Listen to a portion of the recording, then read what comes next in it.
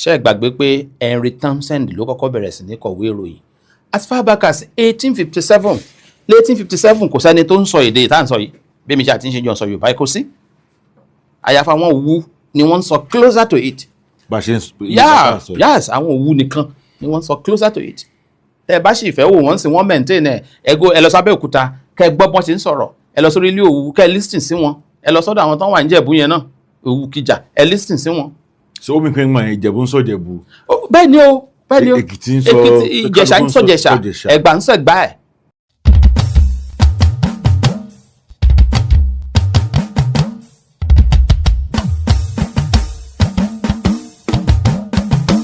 mo kí yín ẹ kú dédé àsìkò yìí ẹ ṣé tí ẹ tún darapọ̀ mọ́ wa lénìí mo tún ní ọ̀jọ̀gbọ́n Akinsowon nílé agbára pẹ̀lú mi nítorí wípé ẹ ti sọ wípé ó wù yín láti máa rí wọn lóòrèkóòrè ìyẹn mo ṣe tún pè wọ́n lénìí pé ẹjá tún sọ díẹ̀ sí torí pé a lè fi ẹ́písòdù kan sọ àwọn tó ní í ṣe pẹ̀lú ìtàn wa tán.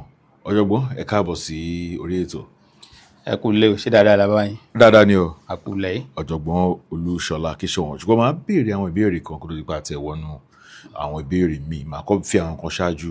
ṣé ẹ máa ń wo àwọn ètò àwọn tí wọ́n jẹ́ òǹpìtàn bíi tiyín? dáadáa mo máa ń ṣe bẹ́ẹ̀ ẹ mọ̀ pé wọ́n béèrè ìbéèrè kan lọ́wọ́ bàbá òpìtàn kan láyé àtijọ́ nílẹ̀ Greek wọ́n ní ṣé òun ni òpìtàn tí ó láàmìlàaka jù tàbí ṣé òun ló gbọ́n jù ìgbà tí ó máa dá wọn lóhùn ó ní rárá òun lòun wà lára ẹni tí ó mọ nǹkan kan jù. wọ́n wá ní àkíní tó sọ bẹ́ẹ̀ ṣe bí òun ni olùkọ́ ọ̀pọ̀lọpọ̀ àwọn tí wọ́n jẹ́ òǹpìtàn ó ní òun ò mọ nǹkan kan ṣe bí ohun tí òun bá tí òun mọ̀ ni òun sọ pé òun mọ̀ ẹgbẹẹgbẹ̀rún èèyàn ló wà tó mọ̀ ju ohun tí òun mọ̀ lọ ṣùgbọ́n tí wọ́n láǹfààní àti wà níbi tí òun wà. so bí wọ́n bá tún téèyàn bá pàdé irú àwọn wọ̀nyí tí wọ́n bá sọ tiwọn ó ṣeé ṣe kí gbogbo ohun tóun mọ̀ kó kàn jẹ́ ìgbésẹ̀ kan àbí kejì nínú ọgọ́rùn-ún. ìdí nìyẹn tèmi náà fi máa ń tẹ́tí sí ọ̀pọ̀lọpọ̀ àwọn èèyàn bóyá kí n sọ báyìí lọ́pọ̀ ìgbà táwọn èèyàn bá sọ wípé Adébáyọ̀ Olúṣọlá Akinsowon pé òpìtàn ni màá rẹ́rìn màá sì kọjá torí àwọn tí mo mọ̀ ní òpìtàn nílẹ̀ Yorùbá wọ́n ní Bàràpẹ̀tù ní òpìtàn bẹ́ẹ̀ nìkan bá jẹ́ òpìtàn nílẹ̀ yìí kò lè lágbára tàbí ní ìmọ̀ Bàràpẹ̀tù. lẹ́yìn yẹn aláwọn òpìtàn bíi àwọn bàbá Ajíṣafẹ́ aláwọn òpìtàn bíi àwọn bàbá Akíntóyè àwọn ìyá Awẹ́ àwọn bàbá Òṣìfẹ́sọ àwọn bàbá Kínjọgbìn àwọn bàbá Fálọlá òpìtàn ní tó dángájá òun ni bàbá Samuel Johnson àwọn òpìtàn ni bàbá Fálọlá ẹ ṣeun lára àwọn ògbóǹtarìgì òpìtàn ni bí a bá wá kó àwọn wọ̀nyẹn jọ tá à ń sọ̀rọ̀ nípa àwọn òpìtàn táwa nírú àwa lẹ́gbẹ̀ẹ́rú wọn ó kàn jẹ́ wípé béèyàn ò bá wá kọ́ tó rò pé òun ti mọ̀ tán irú ẹni bẹ́ẹ̀ ò mọ̀ kankan ìdí tí mi fi máa ń wo ọ̀rọ̀ àwọn ẹlòmíràn. lẹ́yìn tí interview mi pẹ̀lú yín tó jáde bíi ọ̀sẹ̀ mélòó sẹ́yìn mo wá gbé interview ààrẹ Lájí Abbas náà mo gbé tí wọ́n jáde mí ọ̀bẹ́ ẹ̀ wò.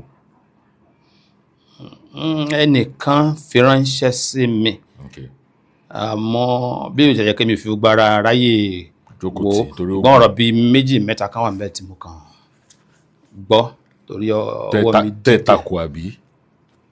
mi ò takò ó kàn lè jẹ́ pé a lè kàn ṣe àlàyé díẹ̀ mọ́. ṣé a lè sáré wò ká tó. ok ọ̀rẹ́ tímọ́tímọ́ lèmi àti ààrẹ Lájí Abbas. mo gbọ́ bẹ́ẹ̀ ṣé ẹ̀dẹ̀ ṣì rí tímọ́tímọ́ dì sí. bẹ́ẹ̀ni. ṣùgbọ́n ó dà pé níbi ìtàn ẹ máa ń àwọn ibì kan wà tẹ́ ẹ ti ní agreement tàbí. rárá kò sí nínú agenda mi láti láti tako ìtàn. Ohun tó wà nínú agenda tèmi ni láti gbọ́ ohun tí ẹnìkan sọ, bóyá mo lè kọ sí láti bẹ̀. Okay. Tàbí torí wọ́n nílùú gangan ó ní ojú méjì, èyí tó bá kọ sẹ́nìkan. Ṣùgbọ́n iṣẹ́ tèmi gẹ́gẹ́ bí ẹni tó ń ṣe ìwádìí tó dẹ̀ tún wálẹ̀ pìtàn, èmi ń ṣiṣẹ́ lójoojúmọ́ pẹ̀lú àwọn tí wọ́n ń pè ní archaeologist. Yàtọ̀ sí yẹn, mo ń gbìyànjú àti lọ bá àwọn èèyàn níkọ̀ọ̀kan, gbọ́ tẹnu wọn, máa wá fi ohun tí mo gbọ́, àwọn kan wà tí màá tún rí ńbẹ̀ náà, ohun tí mo rí máa wá fi ṣe àkàwé ohun táwọn èèyàn ti kọ. Nígbà míì máa rí ibi tí àwọn èèyàn ti ṣí ọ̀rọ̀ pé ohun tí wọ́n sọ fún wọn náà níbẹ̀rẹ̀ náà sì ni wọ́n sọ, ṣùgbọ́n nígbà táwọn máa kọ, wọ́n ṣí ọ̀rọ̀ yẹn kọ, wọ́n ṣe àlàyé míì ṣe. Nígbà míì ẹ mọ̀ pé kì í ṣe ayé irú àsìkò tá a wà yìí táwọn èèyàn tètè máa ń lọ. Ó ṣeéṣe kí wọ́n pe àwọn ọ̀rọ̀ míì lọ́nà òdì, tàbí kó jẹ́ pé wọn ò tiẹ̀ dúró béèrè nípa yẹn torí ọ̀tọ̀ ni tán bá lọ. Tán bá sì rí nǹkan tán bá lọ ń gbà yẹn lọ́hùn, àwọn ìtókùn tó jẹ́ sọmọngbé ẹ̀ wọn tiẹ̀ ní yàsí. Ẹ jẹ́ kí n má pẹrẹ wá. Lọ́wọ́lọ́wọ́ àwọn ìlú 6 kan wà tí mo ń gbìyànjú àti húlẹ̀ kanlẹ̀. Àwọn ìlú 6 yìí wọ́n ní agbára láyé àtijọ́ torí wọn kì í ṣèlú, orílẹ̀ ni wọ́n. Orílẹ̀? Kí ni ìyàtọ̀ ìlú àti orílẹ̀? Ìlú. Ẹ sọ pé àwọn tó lù pọ̀. Ìlú jẹ́ ẹyọ kan. Ó jẹ́ settlement kan lórí ilẹ̀ kan, ilẹ̀ tó jẹ́ ti àwọn èèyàn kan. Wọ́n lè tó 6 méjì. Ẹ jẹ́ kí n má pẹrẹ wá. Orílẹ̀ ní Ìrẹsà.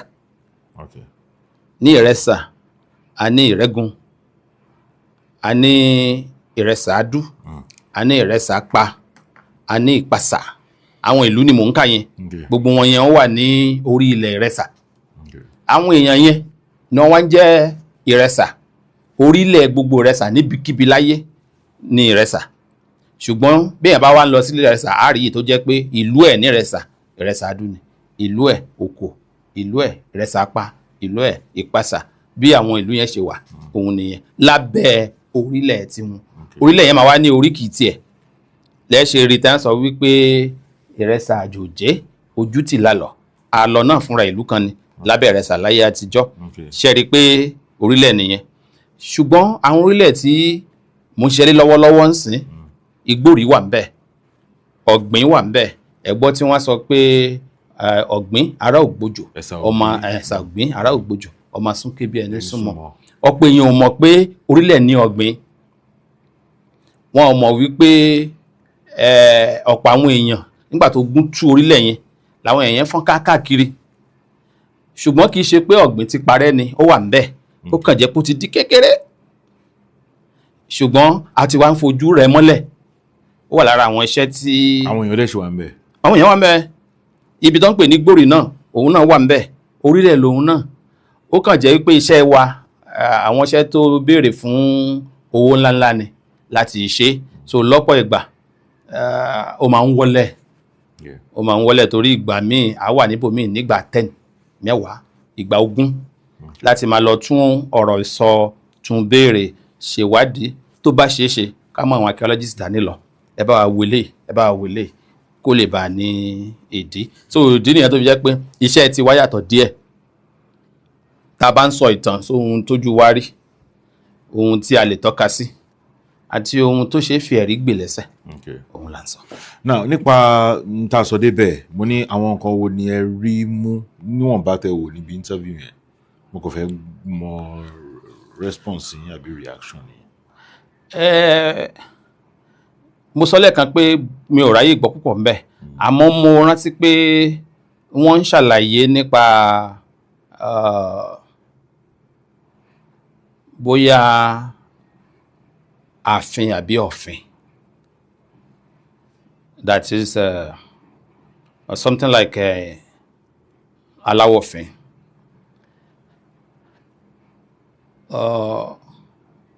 Majorly àwọn kan wà tó jẹ́ pé àwa tí a wá láti area ilẹ̀ Ẹ̀gbá tí a ò mọ̀ ń pa ẹ̀ dáadáa, tí kìí sì ṣe ẹ̀bi, ibi gbogbo ni. Tẹ́nìkan bá wà ní Ọ̀wọ̀ tó mọ̀ nípa Ọ̀wọ̀ dáadáa, tí yóò bá wá sí Ìsẹ́yìn kò lè mọ̀ nípa ìtàn Ìsẹ́yìn. Tó bá kàn ká nínú ìwé kò lè mọ̀ nípa ẹ̀.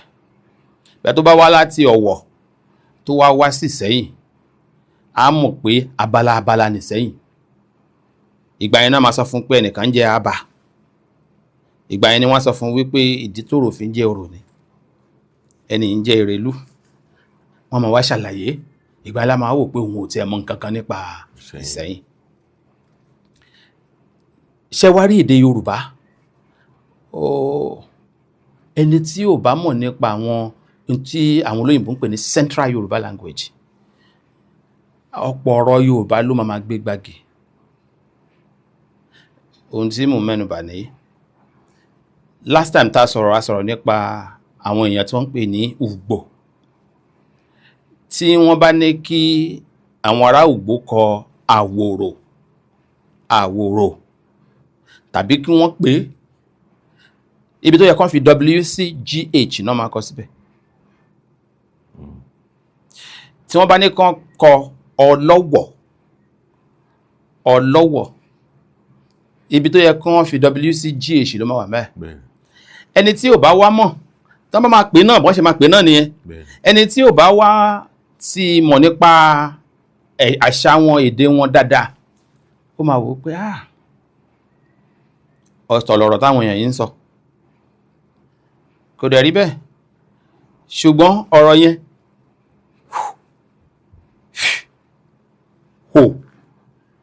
like wọ́n fẹ́ kọ owó, wọ́n kọ OGHO.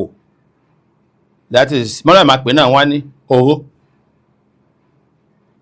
Látijọ́ náà ní ibi tó ń pè ní Ifẹ̀, bí wọ́n ṣe ń pè náà nìyẹn. Ní ẹ fi máa rí tí wọ́n sọ wípé Ọ̀gọ̀ọ̀nẹ, as in Ọ̀wọ̀ ni. A mú W yẹn kúrò láàrin Ọ̀gọ̀ọ̀nẹ tàbí GH yẹn kúrò ńbẹ̀, a wá sùnrù ẹ̀ pọ̀ la fi ń kọ ọ méjì nísìnyí. Tó fi di Ọ̀ọ̀ni. The right pronunciation will be Ọ̀gọ̀ọ̀nẹ. Because mo wọ́n tẹ́yìn bá fẹ́ wọ ìlú Ọ̀wọ̀ náà, ẹ ṣì máa rí OGHO. Something like that. Ní ara àwọn signboard kan bẹ̀. Exactly.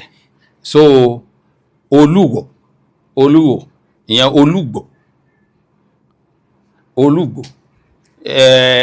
Àti kọ àwọn ọ̀rọ̀ yẹn lóríṣiríṣi, ẹ rí ẹ̀yin ẹ̀ńlẹ́ o, á di ẹ̀yin ẹ̀ǹgẹ́. Ẹni tí ò bá gbọ́ Yorùbá, tí ò gbédè wọn kò lè mọ̀ pé ẹ̀yin ẹ̀ńlẹ́ o náà ń sọ. Ẹlòmíì gan pè ní ẹ̀rẹ̀ǹnẹ́ because GHEN náà máa kọ fún ẹ̀ńlẹ́. So ó ní bí àwọn èdè yẹn ṣe rí. Ẹni tí ò bá ti wá gbọ́ wọn káàkiri bẹ́ẹ̀ yẹn, kì í dé ṣe pé wọ́n ẹ̀ṣẹ̀ wá create àwọn èdè yẹn, àwọn náà ti wà láíláí. Gbogbo àwọn èdè yìí sì la wá ṣàbáyé káàkiri lásopọ̀ papọ̀ lóde Central Yorùbá tá à ń sọ ń sìn. Majorly based on yìí tó common tá a lè pè ní ahọ́n Owu Stong. Owu ní ìlú wọn parẹ́ finally tí wọ́n wá kúrò lódindi. Bí àwọn òyìnbó sì ṣe ń bọ̀, lára àwọn major people tí wọ́n ń pàdé, Owu pọ̀ nú wọn. Pàtàn d'Abẹ́òkúta, àwọn tán kọ́ ń pàdé wọ́n náà wọ́n báyìí. Ẹ rí láti ìgboro Abẹ́òkúta títí lọ dé Ọ̀tà. Bẹ́ẹ̀ bá ṣe ń lọ lójú ọ̀nà, majority àwọn ìlú tó yẹn wò ní gbogbo ọ̀nà lọ́tún àti lósì ló jẹ́ pé Owu ló dominate. Then ní ìgboro Abẹ́òkúta, lájá area àbí tán wà, Owu ni wọ́n. Àwọn ni wọ́n sọ̀rọ̀ tó plain, tó fẹ́ súnmọ́ èdè tá à ń sọ ń sìn ní àwọn Owu. Bí ẹ bá lọ sí Ìjẹ̀bú, ẹ rí wọn, Owu Ìjẹ̀bú, ẹ tún rí Owu Kìjà. Bí ẹ bá lọ sí Èkó, ẹ ráwọn ará Owu. Bẹ́ẹ̀ bá lọ sí Ifẹ̀ padà, láàrin àwọn èèyàn tá à ń pè Mọdákẹ́kẹ́, larger part of tó ń pè Mọdákẹ́kẹ́ Owu ni. Owu. Kì í ṣọ̀yọ́. Larger part Owu ni. Àwọn Ọ̀yọ́ wà o, but tá bá sọ pé Ọ̀yọ́, then we are talking about àwọn sub-regions of Oyo, not main Oyo city, like bí Ìràwọ̀, bí Oko, bí àwọn ará Ẹdẹ, àwọn ará Wo, àwọn Òjé, àwọn tí wà ńbẹ̀ nìyẹn. Perhaps bóyá kan lè rí ilé kan àbí méjì tó jẹ́ ti main Ọ̀yọ́ ní ibẹ̀, but majorly àwọn ará Òwu, ìgbà tí Òwu got destroyed ní 1825. Majority of àwọn ará Òwu, ìgbà tí àwọn kan sún wá sógbèrè ní Ìbàdàn bí, àwọn kan náà sún padà sífẹ̀.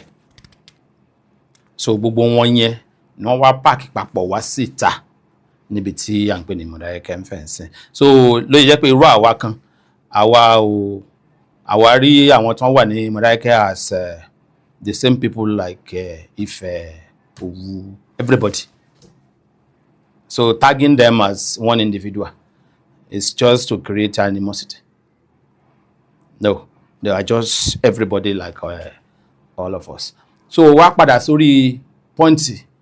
I was hearing something like saying ọ̀fin is kòtò. Ọ̀fin yàtọ̀ sí ọ̀fìn. Ọ̀fìn dòdò. Ọ̀fin dòre. Bí a bá sọ wípé ọlọ́fin, ọlọ́fin, ìyẹn tá ń sọ ni wípé ẹni tó ní ààfin. Àmọ́ ààfin nígbà míì ó gùn jù ká sọ wípé ọ̀fin lọ. It's actually called àrọ̀fin. Mo máa ń pẹ̀rẹ̀ GH wà lẹ́ẹ̀kan fún W. Àrọ̀fin. Tẹ́ bá lọ sí gbogbo ilẹ̀ Èkìtì, majority àwọn palace wọn lónìí, ẹ wo àwọn signboard wájú ẹ rí wípé àrọ̀fin náà máa kọ síbẹ̀. Bí ẹ bá lọ sí gbogbo ilẹ̀ Ìlàjẹ, majority wọn àrọ̀fin náà máa kọ síwájú. Táwa fi ń kọ́ ilẹ̀ Yorùbá ní ààfin. Ẹ rí pé àrọ̀fin làwọn kọ. Ní Oǹdó, lọ́dọ̀ àwọn Àkókó, máa lọ bẹ́ẹ̀. Even ohun tá à ń pè ní palace ní Benin, àrọ̀fin ni. Àrọ̀fin náà ni, àrọ̀fin Olúbìní. Majority ẹ̀ ló dẹ̀ máa ní ẹnu wá. Majority àwọn old palaces ló máa ní ẹnu wá. Now, kí ni wọ́n ń pè ní àrọ̀fin? Replica. Ibi tí wọ́n kọ́kọ́ nígbà tí wọ́n ṣe central government ní Ifẹ̀ látijọ́, ìyẹn níbi tí wọ́n ń pè ní Mọ̀kímọ̀rẹ̀rẹ̀. Mọ̀rẹ̀ ṣì wà ńbẹ̀, Mọ̀rẹ̀ náà ló ń jẹ́ Mọ̀rẹ̀rẹ̀, akékúrú Mọ̀rẹ̀rẹ̀ ni à ń pè Mọ̀rẹ̀. Látijọ́ pàtó ń ṣe central government. Ibi tí wọ́n fi capital sí gangan fún Ifẹ̀ láyé àtijọ́, Ọ̀fin náà ń pè é. Ọ̀fin. Ṣẹ́wárí ibẹ̀ ni wọ́n kọ́kọ́ kọ́ ilé alárànbarà sí, ilé tí wọ́n dá àrà sí lára. Ṣẹ́rí torí pé wọ́n dá àrà sí lára yìí ni wọ́n sọ wípé ibi tí wọ́n fín, that is tí wọ́n fi bátànì sí, ilé tí wọ́n fi bátànì sí lára, tó fi differentiate ẹ̀ lára àwọn ilé tó kù nílùú. So gbà tó wá di ọjọ́ iwájú tó di pé wọ́n bẹ̀rẹ̀ sí ní àwọn èèyàn ń kúrò, wọ́n lọ tẹ̀lú wọn dó, wọ́n wá ń fún wọn ní right láti jẹ́ olórí níbi tán bá wà. Àwọn yẹn fúnra wọn máa wá ń wo replica ohun tó wà ní Mọ̀kímọ̀rẹ̀rẹ̀ ń bí, wọ́n máa wá lọ túnṣe, wọ́n fìdí ẹ̀ múlẹ̀ padà níbi tán wà, kọ́ ilé yẹn náà kó lè yàtọ̀ síta àwọn tó kù. As if copying ohun tó wà ní Ọ̀fin. Wọ́n make replica. So wọ́n sọ wípé ohun tí wọ́n wò, nǹkan tó fínfín tó wà níbẹ̀ yẹn tí wọ́n wò tí wọ́n padà replicate níbi tán wò tán lọ.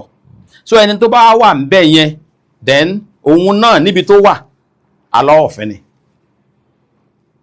Àbí Ọlọ́ọ̀fin, Aláọ̀fin continuously. Bàràpẹ̀tù tí mo pè ní òpìtàn Yorùbá lẹ́ẹ̀kan àbí gbogbo ilẹ̀ sọ wípé Ọlọ́ọ̀fin àbí Aláọ̀fin ni ẹni tí wọ́n ń pè ní Ọ̀ràngún. A ní Ọlọ́ọ̀fin ẹ̀yìn wàràn, Ọ̀ràngún ọmọ Gbọ́lá gboyè. Ẹ rí pé wọ́n pè ní Ọlọ́ọ̀fin. Ìyẹn Ọ̀ràngún. Bí ẹ bá wo Ọlọ́wọ̀, ọlọ́wọ̀ fẹ́nẹ́ nílòrò ìyẹn ọlọ́wọ̀ fún rẹ̀ alára ọlọ́wọ̀ fẹ́ni àjèrò ọlọ́wọ̀ fẹ́ni títí tẹ́fi lọ dé ọ̀dọ̀ àwọn tí a ń pè ní ọwọ́ àjùmú wọ́n ti ẹ̀ sọ pé ọwọ́ àjùmú ọlọ́ọ̀fin pàkan àdèmúlà òkè pàkan àdèmúlà òkè gbogbo àwọn orúkọ yẹn ìgbà tó wá yá tó di wípé gbogbo ẹ̀ ń dàrú mọ́ra wọn olúkúlùkù wá ń pa general ọlọ́ọ̀fin tì wọ́n wá mú orúkọ ìlú wọn wọ́n àtàṣẹ so ló fi jẹ́ pé táìtù ọ̀pọ̀ wọn nísìn a sọ wípé aláké a sọ wípé ọ̀ṣìnlẹ̀ látijọ́ kò sí tí ń jẹ́ ọ̀ṣìnlẹ̀ olóko ló wà olú oko olú oko ni ọ̀ṣìn ní táìtù ọ̀ṣìnlẹ̀ ọ̀ṣìnlẹ̀ àmọ́ kí ni tán fi pè ní ọ̀ṣìn ilẹ̀ ọ̀ṣìn òkè wà ọ̀ṣìn simply means governor ọ̀ṣìn ò kì í ṣe ọba ṣùgbọ́n governor tí ó ń ṣojú ọba níbòmíì ní fẹ̀láyé àtijọ́ àwọn kan wà tí wọ́n á pè ní ọ̀ṣìn ọ̀rà like onídò ọ̀ṣìn ọ̀rà onídò ti fẹ́ onídò nífẹ̀ àti anywhere àtàwọn ọmọ onídò bá ti wà ọ̀ṣìn ọ̀rà ni wọ́n jẹ́ so túmọ̀ sí pé bí ìgbà tí a ní emir nílùú kan tẹ́ bá ti gbọ́ tán pé nìkan ní emir ẹ lọ wò ó ṣé wù wà níbì kan sọ́tàn àwà níbì kan tí òun dáhùn padà sí emir yẹn lè wà ní 1000 kilometers away from that shehu or sultan ẹ bá ti lè gbọ́ emir ọ̀gá ẹ̀ wà níbì kan. ok emir kéré sí. ọ̀gá ẹ̀ wà níbì kan. sultan lójú ogun ọlọ àbí. ok nìyẹn. ok a ní sultani that is tẹ́ bá dẹ̀ wo gbogbo ọlá àti iyì yẹn náà máa fún ẹ nìyẹn. ok ṣùgbọ́n ẹ wá lè pe òun náà ní emir tẹ́ bá wá ń sọ̀rọ̀ nípa theocracy ó lè sọ pé emir lòun náà the same thing náà la nílẹ̀ Yorùbá ta ní ọlọ́fin ta wá ní àwọn ọlọ́fin ọlọ́fin mélòó. ọlọ́fin pọ̀ mo ti má pẹrẹ wá nísìnyí mo ní ọ̀ràngún ọlọ́fin ni alára ọlọ́fin ni àjèrò ọlọ́fin ni ìfúnná ọba àbíní. tá bá sọ̀rọ̀ pa lára ṣé à ń sọ̀rọ̀ pa ìlara mọ̀kìn. lára mọ̀kọ. alára mọ̀kọ ọlọ́fin ni. ọlọ́fin ni bàbá ń sọ̀rọ̀ nípa aláàyè ọlọ́fin ni bí a bá ń sọ̀rọ̀ nípa ẹlẹ́kọ̀lé ọlọ́fin ni bàbá ń sọ̀rọ̀ nípa olùsà ọlọ́fin ni ìyẹn olùsà tí mo mẹ́nu bà ìlú kan wà tí wọ́n ń pè ní ìsà alásìgìdì àbí ìmẹ̀sí èkìtì nítòsí àwọn àkókò lọ́hùn ìlú yẹn ancient town ni ùsànà ń pè láyé àtijọ́. kò kí n ṣe ìmẹ̀sí ilé. kì í ṣe ìmẹ̀sí ilé kì í ṣòkè ìmẹ̀sí lẹ́yìn wà èkìtì náà ló wà bẹ́ẹ̀ to the ẹ̀sìn báńdù ló wà àti Oǹdó. ó dẹ̀ ṣe wà ń bẹ̀. ó wà ń bẹ̀. àwọn èèyàn wà ń bẹ̀. so lára àwọn ìlú tó ti pẹ́ jù lọ nílẹ̀ Yorùbá òun ni ìmẹ̀sí lásìgìdì wà so ọlọ́fin lọ́ba bẹ̀ láyé àtijọ́ ló náà ń jẹ́ reason ni wípé it's like àjọ ni property yìí royalty yìí then èmi separate mo lọ báyìí àmọ́ ìwọ tó lọ báyìí àtèmi tí mo lọ báyìí àjùra so tí wọ́n bá jẹ́ tó ti ní palace níbi tó wà then èmi náà ti ní palace níbi tí mo wà so palace oníbi tó wà yẹn ti fẹ́ di aláọ̀fin tèmi náà wà mẹ́ẹ̀ sọ èmi náà di aláwọ̀fin so the same title yẹn àjọ níní. kí ni ìyàtọ̀ aláọ̀fin àti aláàfin tọ̀yọ́. kò sí yàtọ̀ contraction ni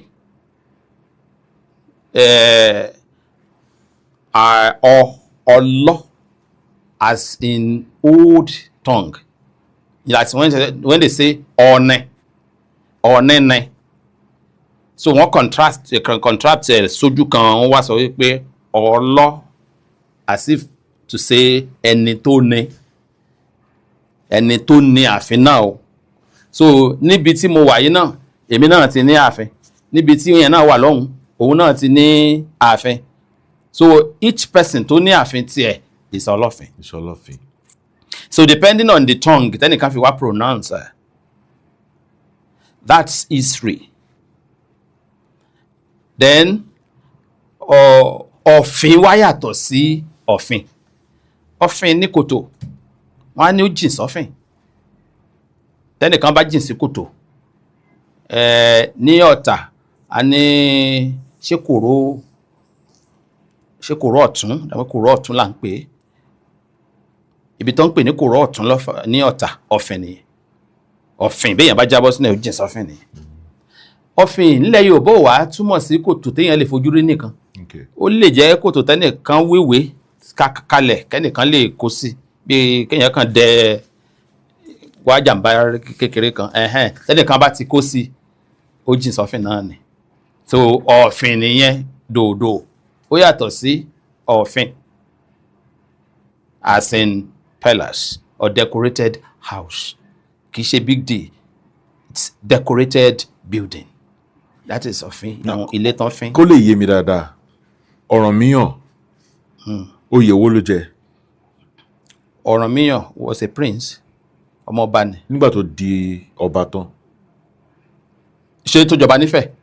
Ìgbà tó jọba nífẹ̀. Automatically ọlọ́fin ni. Ọlọ́fin. Exactly. Lọ́yọ̀ ńkọ́? Automatically ọlọ́fin. The same thing ni. As long as say another palace ti wà lọ́yọ̀. Okay. So automatically he becomes ọlọ́fin. Òun ló dẹ̀ But ọlọ́fin over the people there. Okay. So ọlọ́fin yẹn ló change sí Aláàfin ní Ọ̀yọ́. As in later on. Okay. When nígbà tí èdè bẹ̀rẹ̀ sí ní di pé ṣé mọ̀ kúngbà tó yá àwa tá a jẹ́ Ọ̀yọ́ a ní little confrontation pẹ̀lú àwọn Núpé láyé kábíyèsí Onígbògí. So ìyẹn kọ́ sí pé àjà then àwọn Núpé win. So a ní láti fi Odò Ọ̀yọ́ sílẹ̀ lọ sọ́dọ̀ àwọn Bàrìbá. We were there about 70, 80, 90 years. So ṣé mọ̀ mix up yẹn máa wáyé. So bá a tẹ̀ keep language ó wà mixed up. So while returning, not the pure one. Okay. So we're speaking the mix-up language. So in that case rather, ọlọ́fin àbí ọlọ́ọ̀fin could metamorphose into Aláàfin. Okay. Just little change of pronunciation. Interaction that ní pẹ̀lú àwọn Bọ̀gú ló fà. Just little. Kò sí yàtọ̀. A gbà wípé èdè Ọ̀yọ́ ni Yorùbá lè ní. What? Àwa gba àwọn èdè mi fẹ́ mention bọ̀ àwọn èdè mi bí èdè àdúgbò bá a ṣe ń rí nìyẹn wọ́n á sọ pé tó bá ti kọ́ a sọ pé èdè Ọ̀yọ́ so èwo gangan ni ló correct pẹ̀lú iṣẹ́ ìwádìí tẹ́yìn ti ṣe. Wá kì í ṣe ọ̀dọ̀ èmi nìkan tí ẹ bá wo ìwé yìí tó ń pè ní Oríta Bọ̀gú tí gbàgbórúkọ bàbá ẹ̀ tó kọ́ ń sìn ó ń sọ̀rọ̀ nípa èdè Bọ̀gú. Ó wá compare èdè méjì bọ́n ṣe ń sọ ní Ṣàbẹ́ àti Nínìkì nílẹ̀ Bọ̀gú. A rí pé ọ̀pọ̀lọpọ̀ ọ̀rọ̀ àwọn Bọ̀gú ló wà nínú èdè Ṣàbẹ́. Fún àpẹẹrẹ ọmọkùnrin àgbà bọ́ni náà ń pè lédè Bàrìbá bọ́ni náà là ń pè ní Ṣàbẹ́. Wọ̀rú ọmọkùnrin míì náà tún ni wọ̀rú náà là ń pè ní Ṣàbẹ́. Ẹni tí ó bá wá gbé ní Ṣàbẹ́ tó ń sọ èdè Ṣàbẹ́ àwa tá jẹ́ Yorùbá ń bí a sọ wípé a branch of Yorùbá language dialect Yorùbá ló ń sọ. Whereas àwọn ará Bọ̀gú náà lè sọ wípé dialect Bọ̀gú ló ń sọ. Torí much of àwọn ọ̀rọ̀ wọn náà wà nínú the same ọ̀rọ̀ yẹn. Ohun tó yẹ kí n máa sọ báyìí ni wípé ìtàn ò kí ń it shouldn't go for it should not be a biased thing. It should go straight sí bó ṣe wà. Ìyẹn ìtàn fúnra ẹ̀ gangan kò in short kò gbọ́dọ̀ appear bí ẹni wípé it's still thing. Not at all. Mo ti sọ lẹ́ẹ̀kan mo ní pure Yorùbá tá à ń sọ lónìí Abẹ́òkúta náà jókòó ni wọ́n ti kọ àwọn nǹkan kan. Ṣé ẹ gbàgbé pé Henry Townsend ló kọ́kọ́ bẹ̀rẹ̀ sí ní kọ̀wé ìròyìn as far back as 1857. 1857 kò sẹ́ni tó ń sọ èdè tá à ń sọ yìí bí mi ṣe àti ń ṣe jọ sọ Yorùbá kò sí. Àyàfà àwọn Òwu ni wọ́n ń sọ closer to it. Bá ṣe ń yes àwọn Òwu nìkan ni wọ́n sọ closer to it. Tẹ́ bá sì fẹ́ wò wọ́n sì wọ́n maintain ẹ lọ sábẹ́ òkúta kẹ́ gbọ́ bọ́n ṣe ń sọ̀rọ̀, ẹ lọ sórí ilé Òwu kẹ́ listen sí wọn, ẹ lọ sọ́dọ̀ àwọn tán wà ní Ìjẹ̀bú yẹn náà Òwu Kìjà ẹ listen sí wọn. So ó mi pé mọ̀ Ìjẹ̀bú ń sọ Ìjẹ̀bú. Bẹ́ẹ̀ ni o, bẹ́ẹ̀ ni o. Èkìtì ń sọ Ìjẹ̀ṣà ń sọ Ìjẹ̀ṣà, Ẹ̀gbá ń sọ Ẹ̀gbá ẹ̀. And then àwọn tán wá láti Ọ̀yọ́ nígbà yẹn were still speaking the original Ọ̀yọ́ dialect. Yìí tán ṣì ń padà sọ ní Ìṣakí, Ìgbẹ́tì, Ìgbòho lónìí. Ètò ń sọ lọ́yọ̀ lẹ́nìí nǹkan. What we call present Ọ̀yọ́ was combination of àwọn èèyàn àdúgbò. Okay. See, it was like this. When Baba Atiba became the Aláàfin, he made a decree within the people tí wọ́n jọ come together. Àwọn Baba Olúyọ̀lé, àwọn Baba Akúnmi, then his own in-law Ọjà, àti àwọn ọ̀rẹ́ wọn kọ̀ọ̀kan. Then àwọn díẹ̀ tí wọ́n jẹ́ ọ̀rẹ́ tí wọ́n náà tán wà ńlọrin. What I'm saying is this. Baba wa sọ wípé ẹni tó bá fẹ́ within 20 kilometers radius could come into Àgọ́ láti máa wá gbé pẹ̀lú òun. Now why saying that? Àwọn Ìjàyè tó jẹ́ pé èdè Gbàgùrà tó súnmọ́ t'Òwu, Òwu àti Gbàgùrà ní alẹ́ the same dialect náà ń sọ. So Gbàgùrà tó súnmọ́ t'Òwu, òun làwọn ará Ìjàyè ń sọ. Òun náà ń sọ. Bẹ̀ẹ̀tì níjàyè ara wọn díẹ̀ náà tó jẹ́ pé ará Òkè Ògùn ni wọ́n, tí àwọn náà ò tí lè change tongue wọn, táwọn náà ń gbé ní Ìjàyè. But majority of Gbàgùrà people ló jẹ́ pé bí Òwu ṣe ń sọ̀rọ̀ làwọn náà ṣe ń sọ. Irú ọ̀ràn lè máa gbọ́ ní ṣe mọ̀ pé tó bá yẹ pé à ń sọ Èkó nísìn ìyẹn la máa sọ èmi nìyẹn. But tẹ bá gbọ́ original tí wọ́n wá ní àwa nìyẹn. Àwọn èdè yẹn èyí tó wà láàrin ibi tí Òwu ti pọ̀, gbogbo ibi tí wọ́n ń pè lájà àwà, Kúta, Ilé-Ògbó, Ọ̀gbàgbà, àárín yẹn lọ bẹ́ẹ̀ yẹn èdè Òwu everybody wọ́n sọ. Padà sórí ilé Òwu, èdè Òwu everybody wọ́n sọ. Máa bọ̀ ní gbogbo apá ibi tá ń pè ní Ẹ̀rùnmú nìbàdàn, then gbogbo àwọn ìlú yẹn Òwu ni wọ́n sọ. Ìgbà tí wọ́n tún wá push wọn lọ sábẹ́ Òkúta majority wọ́n tún wá pọ̀. So tẹ́ ẹ bá jálejò nílùú kan, táwọn tẹ́ ẹ bá ní ìlú yẹn jẹ́ 50, tẹ́yìn wádé tẹ́ ẹ jẹ́ 550. Mo kàn fún yín ní just 20 years or 25 years. Èdè tẹ́ ẹ mú wáyẹn làwọn aráàlú yẹn máa sọ. Torí ẹ máa bo àwọn yẹn mọ́lẹ̀, tẹ́ bá dẹ̀ ti ń bímọ, èdè yẹn náà ló máa cover. Òun ló cover much of àwọn èdè. So gbàtẹ́lẹ̀ yìí wá láti Òjé, torí the same èdè náà lòjé ń sọ. Ìgbọ́n ni o, Ìrẹsà ni o, Òjé ni o. Bó ṣe jọ wà ní axis ara wọn yẹn Gbàgùrà pẹ̀lú Òwu bákan náà ń sọ̀rọ̀. So some of them came, Òjé, Ìgbọ́n, Ìrẹsà, àwọn Òwu, they came into the present Ọ̀yọ́. So they formed the majority. Wọ́n drag àwọn tán wà ní Ìgbòho kan wá, little, in short I think one family or two, or thereabout náà wá. So meaning wípé àwọn tí wọ́n dẹ̀ wá láti Ìlọrin ń sìn, wọ́n ti ń sọ àṣàn gómìnà. Àwọn Ìlọrin láyé àtijọ́ ò kì í sọ real Ọ̀yọ́, because majority wọn Ìgbómìnà ni wọ́n. Ìlọrin. Majority àwọn tán wà ní yẹ́pọ̀ pé ibi tí odò Àṣà wà báyìí láyé ìsìn yìí, tẹ́ bá ti gbé Ìlọrin dáadáa, à ń pè ibìkan Unity, tó odò Àṣà ti ń ṣàn bẹ́ẹ̀ yẹn. Tẹ́ bá ti ń cross sódì kejì, ilẹ̀ Ìgbónà lẹ́wà láyé àtijọ́, ilẹ̀ Olúpò nìyẹn. Mi ò sọ pé sìn o. So ó mean pé ó difficult fún each person kan láti sọ pé ibi mo ti wá, ibi tó máa bí ẹ sí tó dàgbà sí. That is it. O lè máa sọ pé Ọ̀yọ́ ni mí, Èkìtì ni mí. Ibo ló mọ̀ tí àwọn generation mẹ́rin márùn-ún ti wá. Ti get you now come back to my point. That's why when somebody tell me that ẹ̀yin Ẹ̀gbá burú,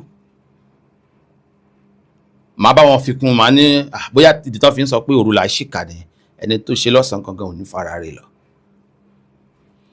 Má dẹ̀ máa lọ. But sí èmi àti ẹ̀bá jókòó wọ́n náà wọ́n náà sọ pé ẹ̀yin Ẹ̀gbá burú, fine.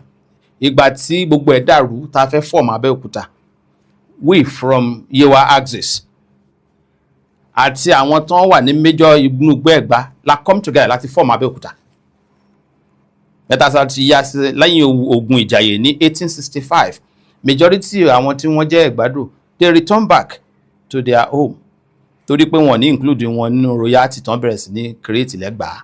so wọ́n rí padà sílé ní majority àwọn tí wọ́n ń pè ní Ẹ̀gbádò ń sìn àbí Yewa ń sìn fi move out from Abẹ́òkúta again láti lọ padà sí ibi tán ti wá sábẹ́òkúta ìyẹn orílẹ̀ wọn majority ò mọ̀ yẹn. No, so if I say I'm an Ẹ̀gbá person, so my great grandfather mi wọn ò bí sẹ́gbàá ó lọ sí Abẹ́òkúta ni wọ́n dẹ̀ jọ create ẹ̀ ìgbà tó rí pé wọ́n ní fi òun sínú royalty ó dẹ̀ padà sí ibi tó ti wá. But wọ́n tún máa ń sọ pé àwọn Ọ̀yọ́ ló wà ní Yewa. Just like you mentioned, ṣebí ní ìlú mi gangan there is a very large quarter called Owu. Is in Yewa. Ṣọ́yọ́ nìyẹn. He's an Owu person now. They are from the leader is an Owu person. The town is an Owu town.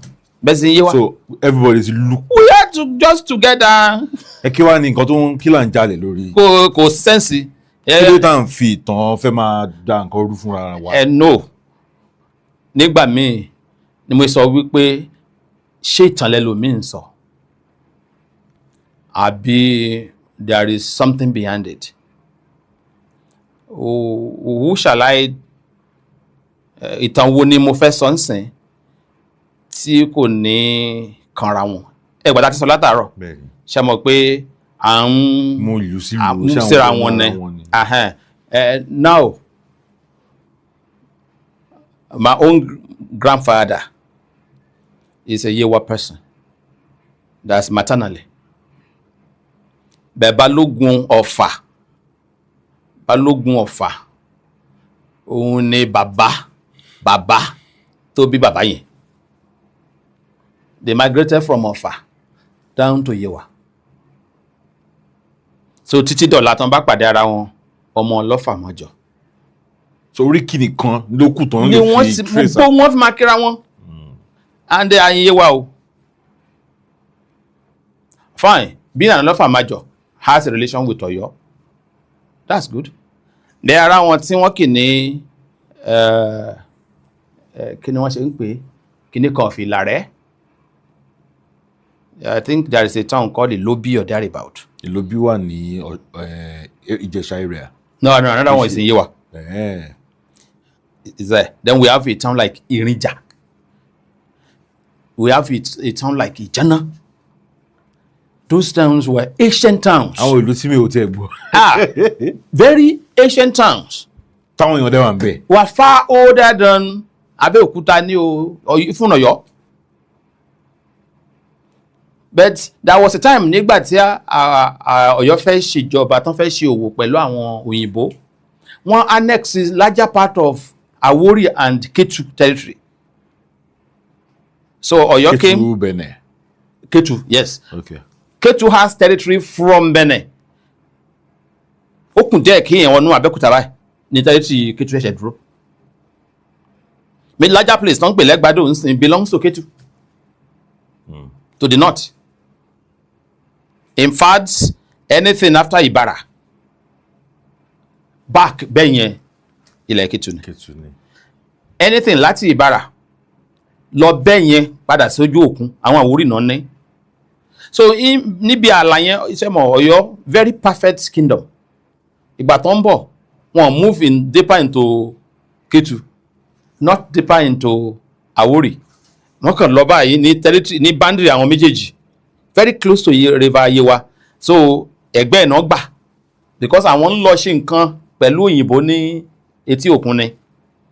But tọ́n bá annex àwọn ibẹ̀ yẹn wọn ò ní jẹ́ kí flow movement wà from Ọ̀yọ́ to the coast. So that's why tí wọ́n fi annex àwọn existing town tí Ìṣọ̀yọ́ ló ní. And in that case ìgbà tí wọ́n ti annex àwọn wá fàjẹ́lẹ̀ síbẹ̀.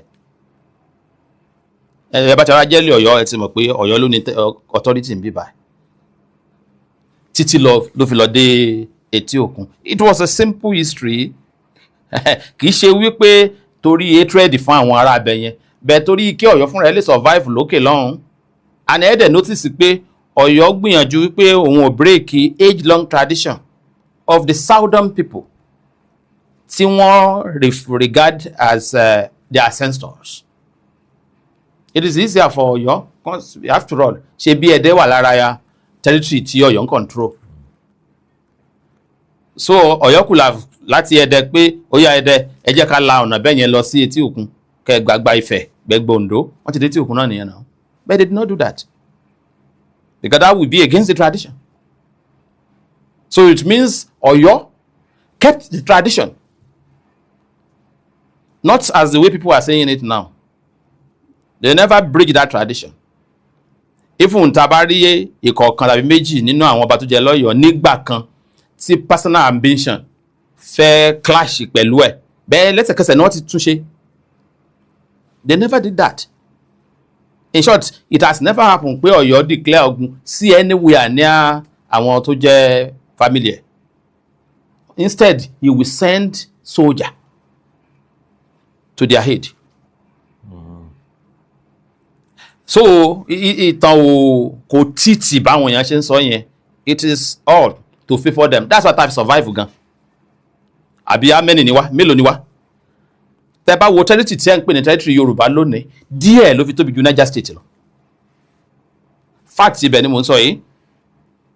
In fact, tá a bá had Lagos State and kó gba àwọn ilẹ̀ wa tó wà ní Kwara ta kò mọ̀ ló ṣẹ̀ṣẹ̀ máa tóbi ju Niger State. A state. But ilẹ̀ ni mò ń sọ yẹn o níbi tí wọ́n occupy. Bó lè jẹ́ pé thank God pé individual one tribe lápẹ̀ra wá ń sìn lórí ilẹ̀ yẹn. Bẹ́ẹ̀ láyé àtijọ́ Kwara Niger State lè nínú pé wọ́n ní àwọn Bọ̀gú, wọ́n láwọn Bàṣà, wọ́n ní Kàkàndá, bẹ́ẹ̀ tí ilẹ̀ tán occupy state ẹ̀yọ kan yìí kékeré ní gbogbo ilẹ̀ Yorùbá fi tóbi jùlọ. Gbogbo tó ń jẹ́ ilẹ̀ Yorùbá. Tó ń jẹ́ ilẹ̀ Yorùbá kékeré ló fi tóbi jùlọ. Cause tẹ́ bá wo ìkan 73,000 kilometers square, the other one 75. But tá bá wá lọ mú ṣe òkú wọn kí n ka Kwara mọ́ wa, tá bá lọ kó gba àwọn ògbónà Kwara wà ń sìn tá mú Lagos State náà. Táwọn ògbónà yẹn wọ́n ṣe Yorùbá. Yorùbá ni wọ́n bẹ́ẹ̀ ṣe mọ̀ bọ́n ṣe pín. Okay. Bọ́n ṣe pín sí. Wọ́n ti tún pín. Tí wọ́n sọ pé àwa kan west, àwọn kan kí ló ń pè mid belt. So bẹ́ẹ̀ tá bá káwọn yẹn mọ́, then àwa fi díẹ̀ ju Niger State lọ. Ibi tí mo wá ń sọ̀rí, báwo la ṣe wá survive? Because at a point, we became a block. So tí problem bá dé sí Kétu á ránṣẹ́ sí Ṣàbẹ́. Tí àwọn kan bá fẹ́ wá bá Ṣàbẹ́ jà, Ṣàbẹ́ á sọ f'Ọ̀yọ́. Ọ̀yọ́ wọ́n fẹ́ bá yín jà, ẹ jẹ́ n fi ọmọ ogun ránṣẹ́. Tán bá wá ṣe bẹ́ẹ̀ tán, gbogbo ohun tán bá wá rí kó lọ́hùn, wọ́n wá fi gift ránṣẹ́. Tí Ìjẹ̀ṣà bá fẹ́ jà, á ránṣẹ́ sí Benin pé àwọn Tápà fẹ́ bá mi jà mí báyìí. Benin á send ọmọ ogun tá wá help Ìjẹ̀ṣà. Fine, bá a ṣe ń ṣe nìyẹn. Wọ́n jọ. Yes, torí pé wọ́n ní ancestral connection. That ancestrality. Tí wọ́n recognize. That ancestrality là ń punch ń sè. Ìṣàfẹ́ severe ẹ̀ ni. Because torí wípé a wò pé ojú ti ń là, báwo ni somebody has right to somewhere which I have right to. Okay. So and this day it's like I'm not having right to that place again. So in that case, let me kuku be on my own, let the other people be on. Or this one kàkàkí kìnìún ṣàkápọ̀ ẹ̀kùn.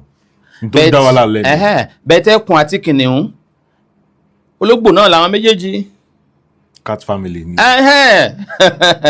So tẹ́lẹ̀tẹ́lẹ̀ rí nígbà tí kìnìún tó ń ṣàkápọ̀ ẹkùn, ṣé kìnìún ní ń pẹran jẹ fún ẹkùn ni? Ẹkùn náà ní ń pẹran jẹ fẹ́kùn. Torí kan wà tí ò ní jẹran àkàsì, ìkan wà jẹtànà. So àti pé béèyàn ò bá fọgbọ́n ṣe, a kàn máa lura ẹ̀, a máa padà lu ara ẹ̀. Tó bá dẹ̀ yá, àwọn kan fọwọ́ lẹ́ran máa wò tó wọ́n mọ̀ bí tí yóò wò ó sí. Ló fi jẹ́ pé ní gbogbo ohun tá a bá sọ tó bá ti dọ̀rọ̀ ọ̀tàn, ṣe rí ibi tó sòyàn pọ̀ yẹn lèyàn á tẹnumọ́. Ìyẹn ò túmọ̀ sí wípé tá a bá fẹ́ sọ̀rọ̀ nípa bí tàn ṣe rí gangan kéèyàn má sọ o. Èèyàn á sọ. mo bẹ́ẹ̀ ṣe ń sọ náà ọgbọ́n tẹ́ máa fi gbé kalẹ̀ gbọ́dọ̀ yàtọ̀ sí ọgbọ́n ẹni tí ò mọ̀ ń pa ẹ̀. Then iṣẹ́ ìyàn Agbaletu iṣẹ́ ìyàn ó gbọ́dọ̀ fi hàn gẹ́gẹ́ bí ohun tó ń pè ní professional àti onílàákàyè. Jẹ́ kí n sọ nǹkan kan. As a journalist, we were trained journalists, certified journalists, myself. And láti mid-90s ni mo ti wà radio, beginning from OGBC.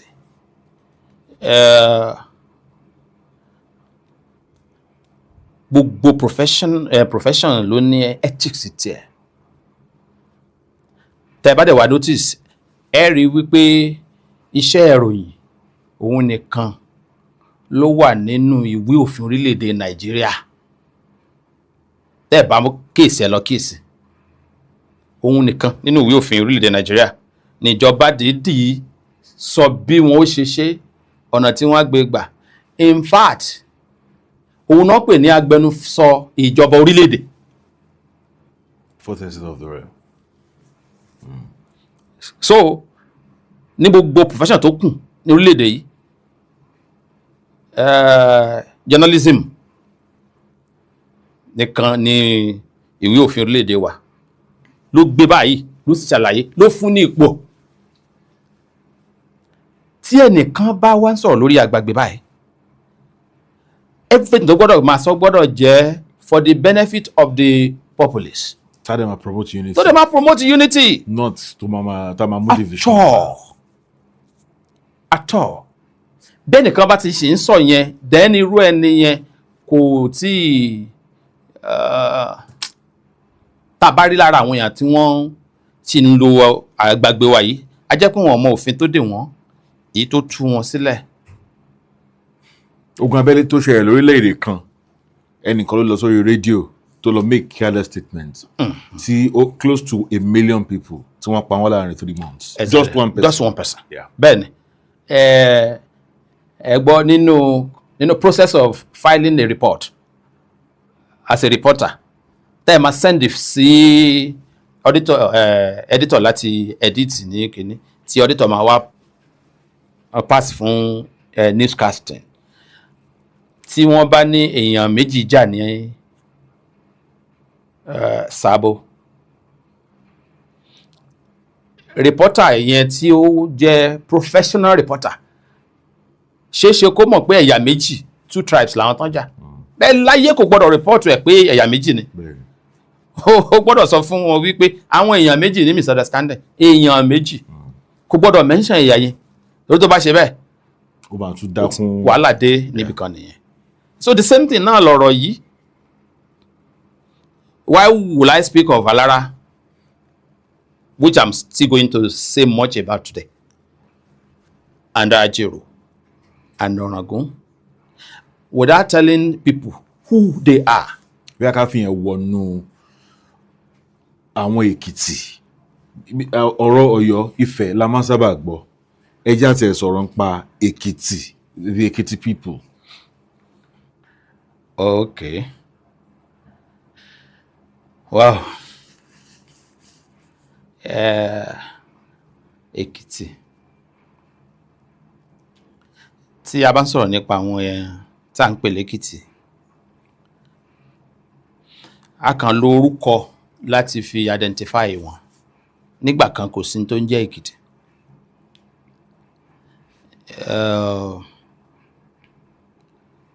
Àwọn ìjọba la ní lápá bẹ̀yẹn.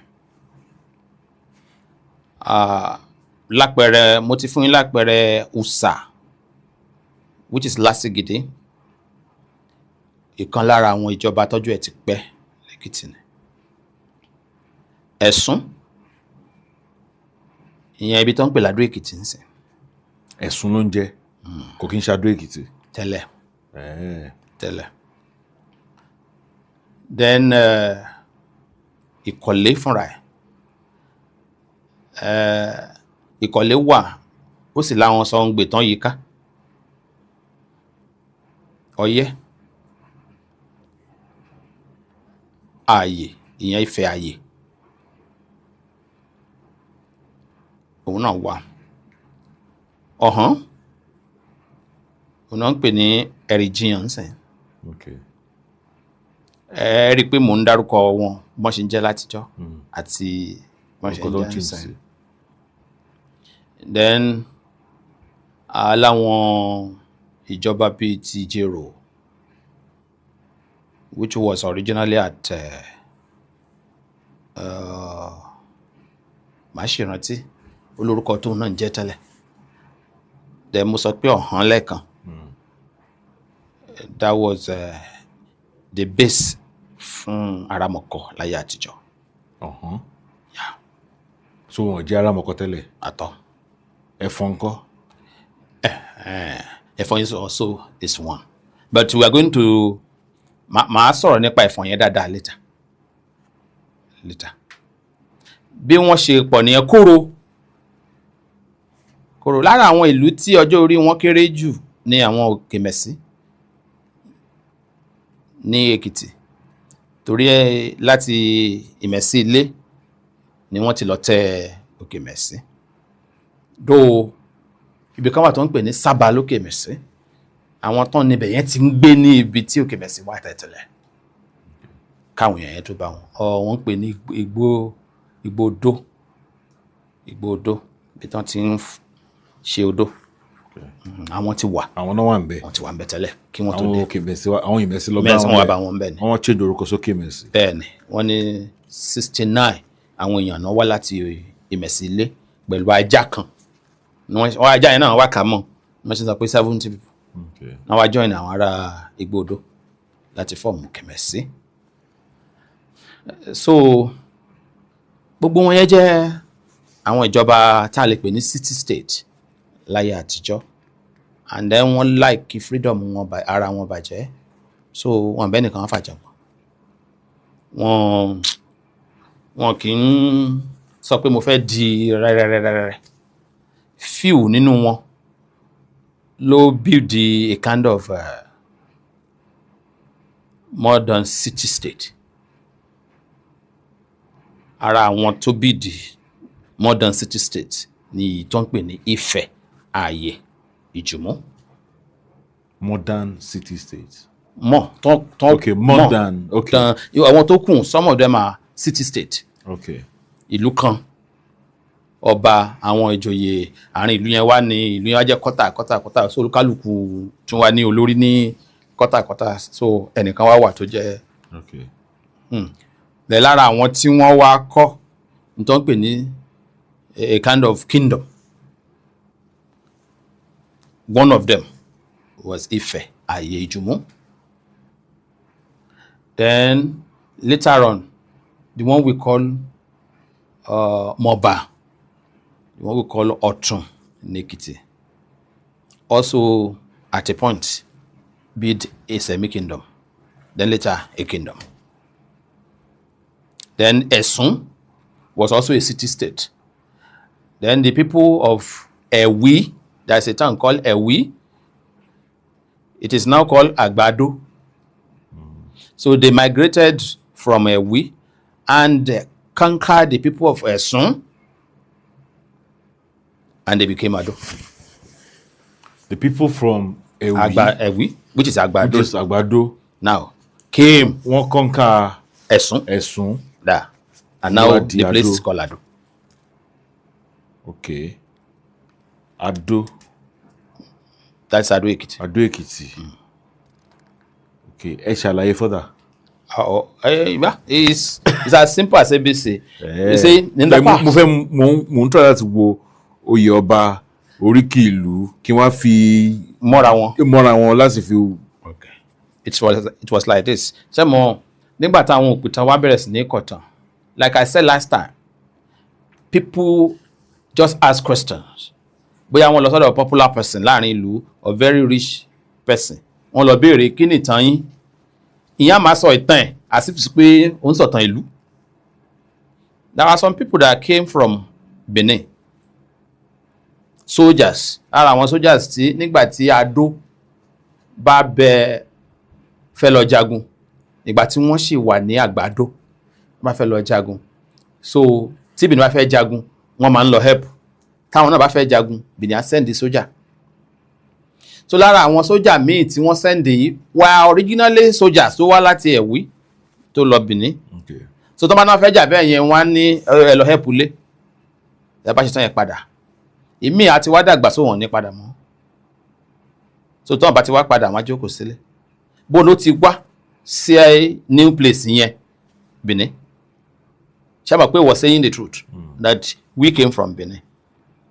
Came from Benin. Kì í ṣe pó sọ wípé Benin ni àwọn ancestors òun ti wá. Ẹ̀ṣẹ́ mọ̀ pé tó ń kọ̀wé ńgbà yẹn òun á sọ pé ó sọ pé àwọn wá láti Benin akọkalẹ̀ bẹ́ẹ̀.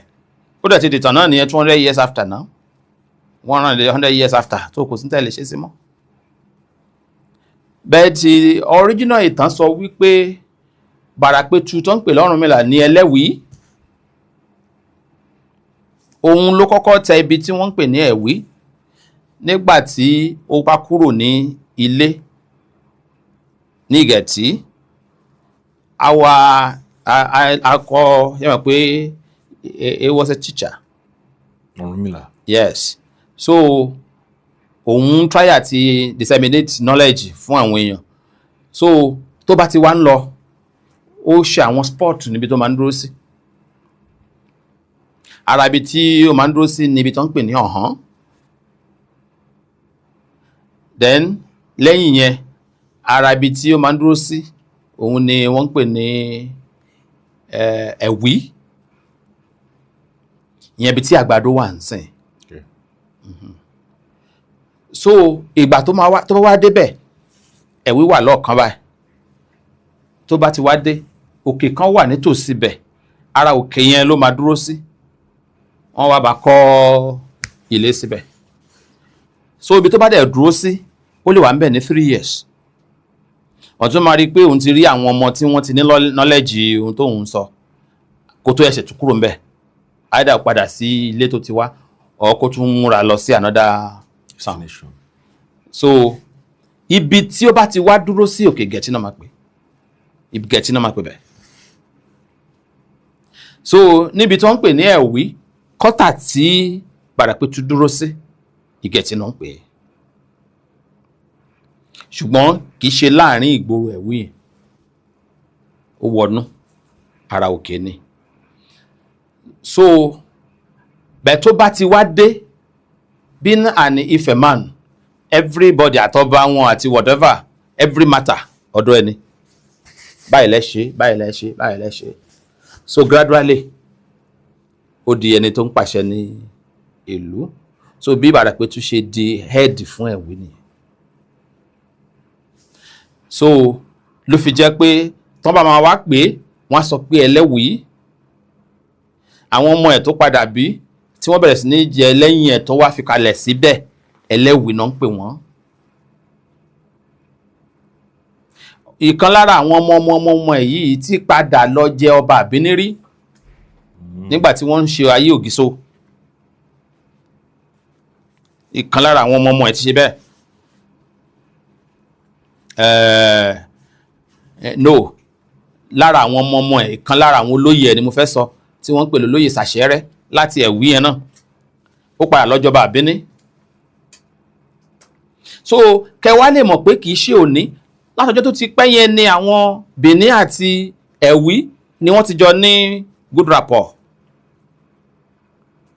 Torí ìgbà tó yá tí Benin wá di a very popular or powerful town títí dé ibi tí Ẹ̀wí wà ni wọ́n recognize ọba Benin as superior. Yeah, ohun tí Bàràpẹ̀tù sọ nìyẹn. Àwọn sì ló pìtàn àgbà. Pé a agree pẹ̀lú ìyẹn ò diminish position wa as Yorùbá. After all, ohun tá à ń sọ nìyí. Ìgbà kan wà tí ìlú tó ń pè ní Kaba tó jẹ́ àní tó ń pè ní Kaba province tí ẹ̀kọ́tà ẹ̀dẹ̀ wà ń Kaba. Àmọ́ kí ni capital Kogi nísìn ló kọjá. Àmọ́ Kaba wà ńbẹ̀. Wọ́n fi Kaba ṣe capital. Òun dẹ̀ ní capital láyé ìgbà yìí. torí pé àwọn Lọ́kọ́já ti wá wà ní abẹ́ Kàbà láyé ìgbà kan, torí pé Òkèné ti wà lábẹ́ Kàbà láyé ìgbà kan, kò sọ Kàbà di ìlú wọn tàbí orí wọn torí pé ó ti ṣàkóso wọn. It doesn't mean. Ìyẹn kọ́ ni ìtàn wọn, ìyẹn kọ́ ni ìpìlẹ̀ wọn. So bí ọ̀rọ̀ Ẹ̀sùn ṣe jẹ́ nìyẹn. Later on, àwọn ará Ẹ̀sùn wọ́n máa ń bá àwọn ará Ẹ̀wí, ìyẹn bí tó ń pè lágbàdo, ṣe wọléwọ̀de. Àmọ́ díẹ̀díẹ̀ ni wọ́n súnmọ́ sọ́dọ̀ wọn, ni wọ́n tọrọ àdúgbò, ni wọ́n dẹ̀ fún wọn. Bí ẹ bá dọ́dọ̀ wọn ládó tẹ́ ẹ sọ wípé kí ni wọ́n ṣe máa ń kì wọ́n pé ẹ bá wọn ṣe máa ń kì wọ́n yẹn, ara Adó, Adó kì í bá ni lálejò, kọ́bẹ̀ òsìlò mánu. Kọ́bẹ̀ ọbẹ̀ òsìlò. Òsìlò kó má sọnù. Kó má sọnù. Bí ẹ bá ti lè béèrè yẹn lọ́wọ́ àwọn ará Adó, pàápàá jùlọ tẹ́ ẹ bá rí èèyàn tó wá láti odò Adó, yẹn ìsàlẹ̀ Adó, tẹ́ ẹ pa òwe yẹn, ó máa ṣàlàyé detail fún yín. Ìgbà yẹn lẹ máa mọ difference tó wà láàrin Ẹ̀sùn àti Adó, bí àwọn ará Adó ṣe jẹ́ ni. Kò jù bẹ́ẹ̀ lọ. Na ẹ mention Èkìtì kan nígbà tá à ń sọ̀rọ̀ sí Ifẹ̀. Ifẹ̀ ayé. Ifẹ̀ ayé. Iye Jùmú. Yeah. Níbo ni Ifẹ̀ ayé Jùmú yẹn wà lẹ́ni? Ifẹ̀ ayé Jùmú, ọ̀rọ̀ ńlá nìyẹn. Ìtàn ńlá nìyẹn. Ifẹ̀ ayé Jùmú sì wà, àmọ́ orúkọ mi ló ń jẹ́. Whereas capital ìlú yẹn láyé àtijọ́ jẹ́ one of the most powerful city in Yoruba land, kì í ṣọ̀rọ̀ ilẹ̀ Èkìtì láyé àtijọ́. It was called Ìpólé Ààyè. Ìpólé Ààyè. Ìlú tí wọ́n ń pè ní Ìpólé Ààyè kò fi gbogbo ara jìnnà sí ibi tí Ajérò ń gbé láyé àtijọ́. Kò sì fi gbogbo ara jìnnà síbi tí Òòrè Ọ̀tún tó ń gbé láyé àtijọ́. In fact, níbi tájérò ń gbé láyé àtijọ́ kò ju bí kìlómítà bíi 5 síbi tí Ìpólé Ààyè wà. Nígbà tí Ọ̀tún ò sì ju bí kìlómítà 10 sí 11 to the west, Ìjẹ̀rò to the east, Alára to the south. Bí wọ́n ṣe wà síra wọn láyé àtijọ́ ni. Ṣùgbọ́n that very particular city was destroyed in the year 1845 by the Ibadan warriors, coupled with Ọ̀tún soldiers. Àwọn sójà Ọ̀tún, with the help of Ibadan warriors under Balógun Ọdẹ́rìnlọ of Ibadan, precisely 1845. But ṣáájú 1845, that very particular kingdom àti tá à ń pè ní Ọ̀tún kingdom ti ń jà for 50 years.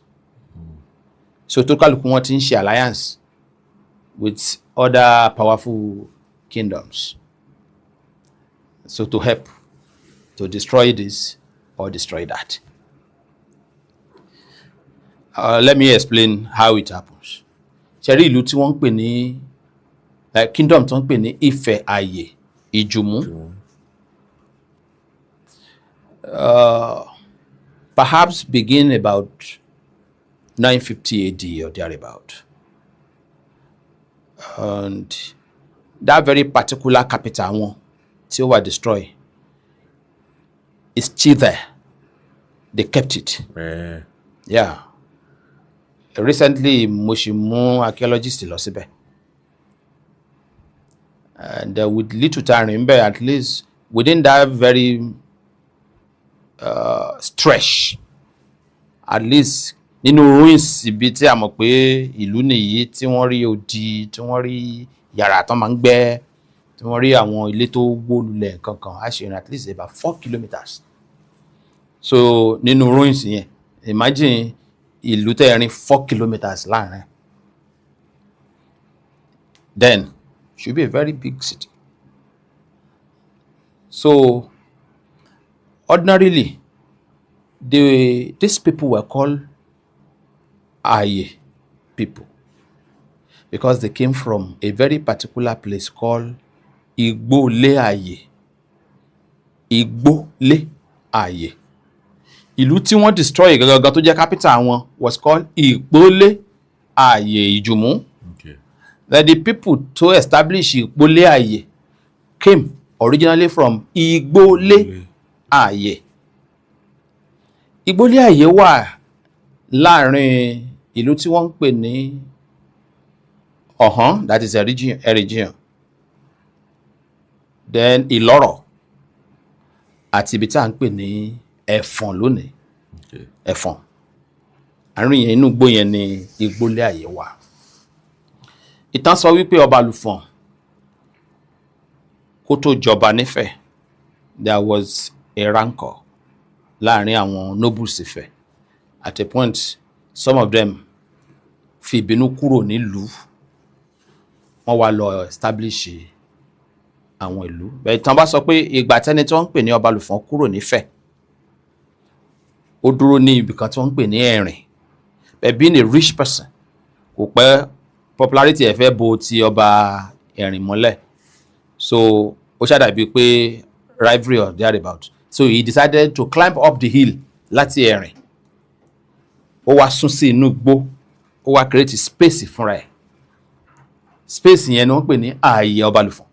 Okay. That is the space tí ọba Àlùfọ̀n create fúnra ẹ̀ nígbà tó kúrò ní Ẹ̀rìn.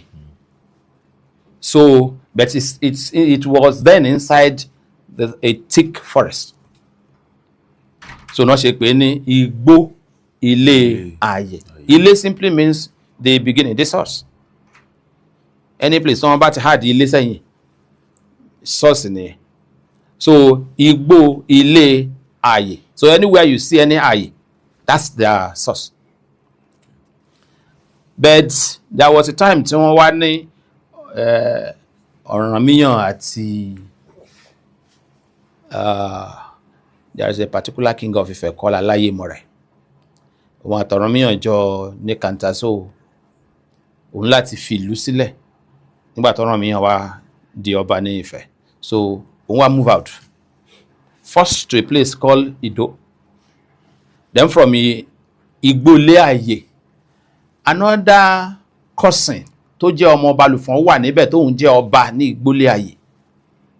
Gbà tó wá gbọ́ wípé Aláyémọrẹ̀ ti kúrò ní Ifẹ̀, ó lọ gbé ní Ìdó, ló wá rán àwọn èèyàn ẹ̀ sí pé no, ibi tó máa ń lọ gbé yẹn ti máa wà cramped jù. Since tó ti jẹ́ Ọọ̀ni Ọlọ́fin nìyẹn, they should go and bring him. Àwọn jọ ní property Igbole Aye yìí ni, torí Aláyémọrẹ̀ náà láì ní ọba Àlùfọ̀n ni.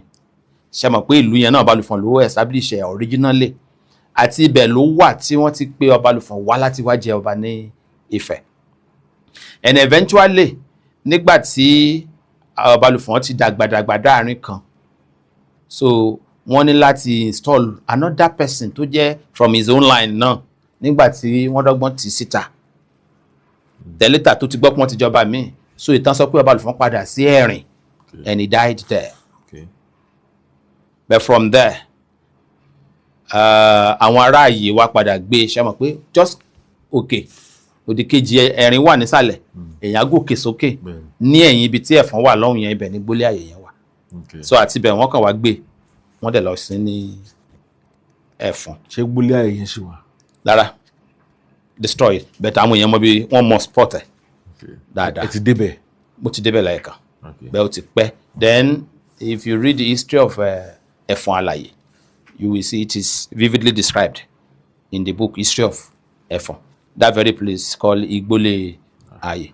Now, ọba Àlùfọ̀n wo ló tẹ Ẹ̀fọ̀n? That's this time tí mo ń sọ yìí kò tí ì sí ẹ̀fọ̀n gbà. Kò tí ì sí ẹ̀fọ̀n, okay. Kò tí ì sí ẹ̀fọ̀n. Ìgbólé yẹn ló wà. Ló wà. That was Ọbalùfọ̀n Ògbógbòdìrìn. Okay. So òun ló establish ìgbólé. Then mo wá ń try àti ṣàlàyé bí ìpólé ayé ṣe wá wáyé. Okay. After tí wọ́n ti destroy, àbí wọ́n ti destroy mọ́ ẹ̀? No. It is ìpólé. Ìpólé, okay. You know that there are two. One is ìgbólé. Ìgbólé. The other one is ìpólé. Okay. Bẹ́ẹ̀ máa ṣàlàyé ẹ̀. Ọba tí ó wà ní ìgbólé ayé nígbà yẹn òun náà ń pè ní Ọdúnrúnkún. Ọdúnrúnkún ló wá ní kí wọ́n pe Aláyémọrẹ̀ wá kúrò ní Ìfọ̀n ní Ìdó kó máa mú bọ̀ ní ààyè níbi tí ó jẹ́ property gbogbo wọn. Ìgbà tó wá mú Aláyémọrẹ̀ wá ìyẹn wá sún ṣàpọ́n lọ́bàlú. So ìgbà tí ẹni tó ti jẹ Ọọ̀ni nífẹ̀ẹ́ dé, you can't give him a lower position. So ó wá sún sí second position. So Aláyémọrẹ̀ wá continue. Tẹ́lẹ̀ rí Onígbòmọrẹ̀ náà ń pè é.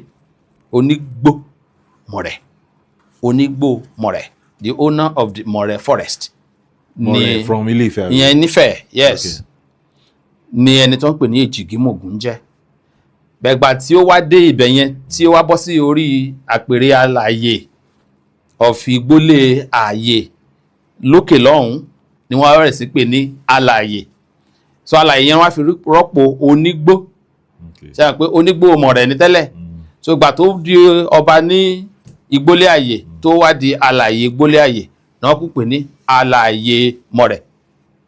So ìgbà tó padà dé tálá padà fi sórí oyè ńsìn Aláyémọrẹ̀. Aláyémọrẹ̀ làwọn èèyàn ń pè ní Aláyémọrẹ̀. The correct pronunciation is Aláyémọrẹ̀. Not Aláyémọrẹ̀. Not at all. Okay. So ṣùgbọ́n bàbá àwọn àgbà tó ń pè ní Ògbógbòdìrìn torí pé lọ́mọ tó pọ̀ náà ń pè ní Ọlọ́mọmọ̀pẹ́ ààyè. Ṣé mo ní ààyè náà ti pè wá ìgbà tó ń bọ̀ wá jọba ó kọ́ ọ̀pọ̀lọpọ̀ àwọn ọmọ ẹ̀ wá sífẹ̀. Ṣé àgbàgbé pé Ifẹ̀ náà ló ti lọ tẹ̀?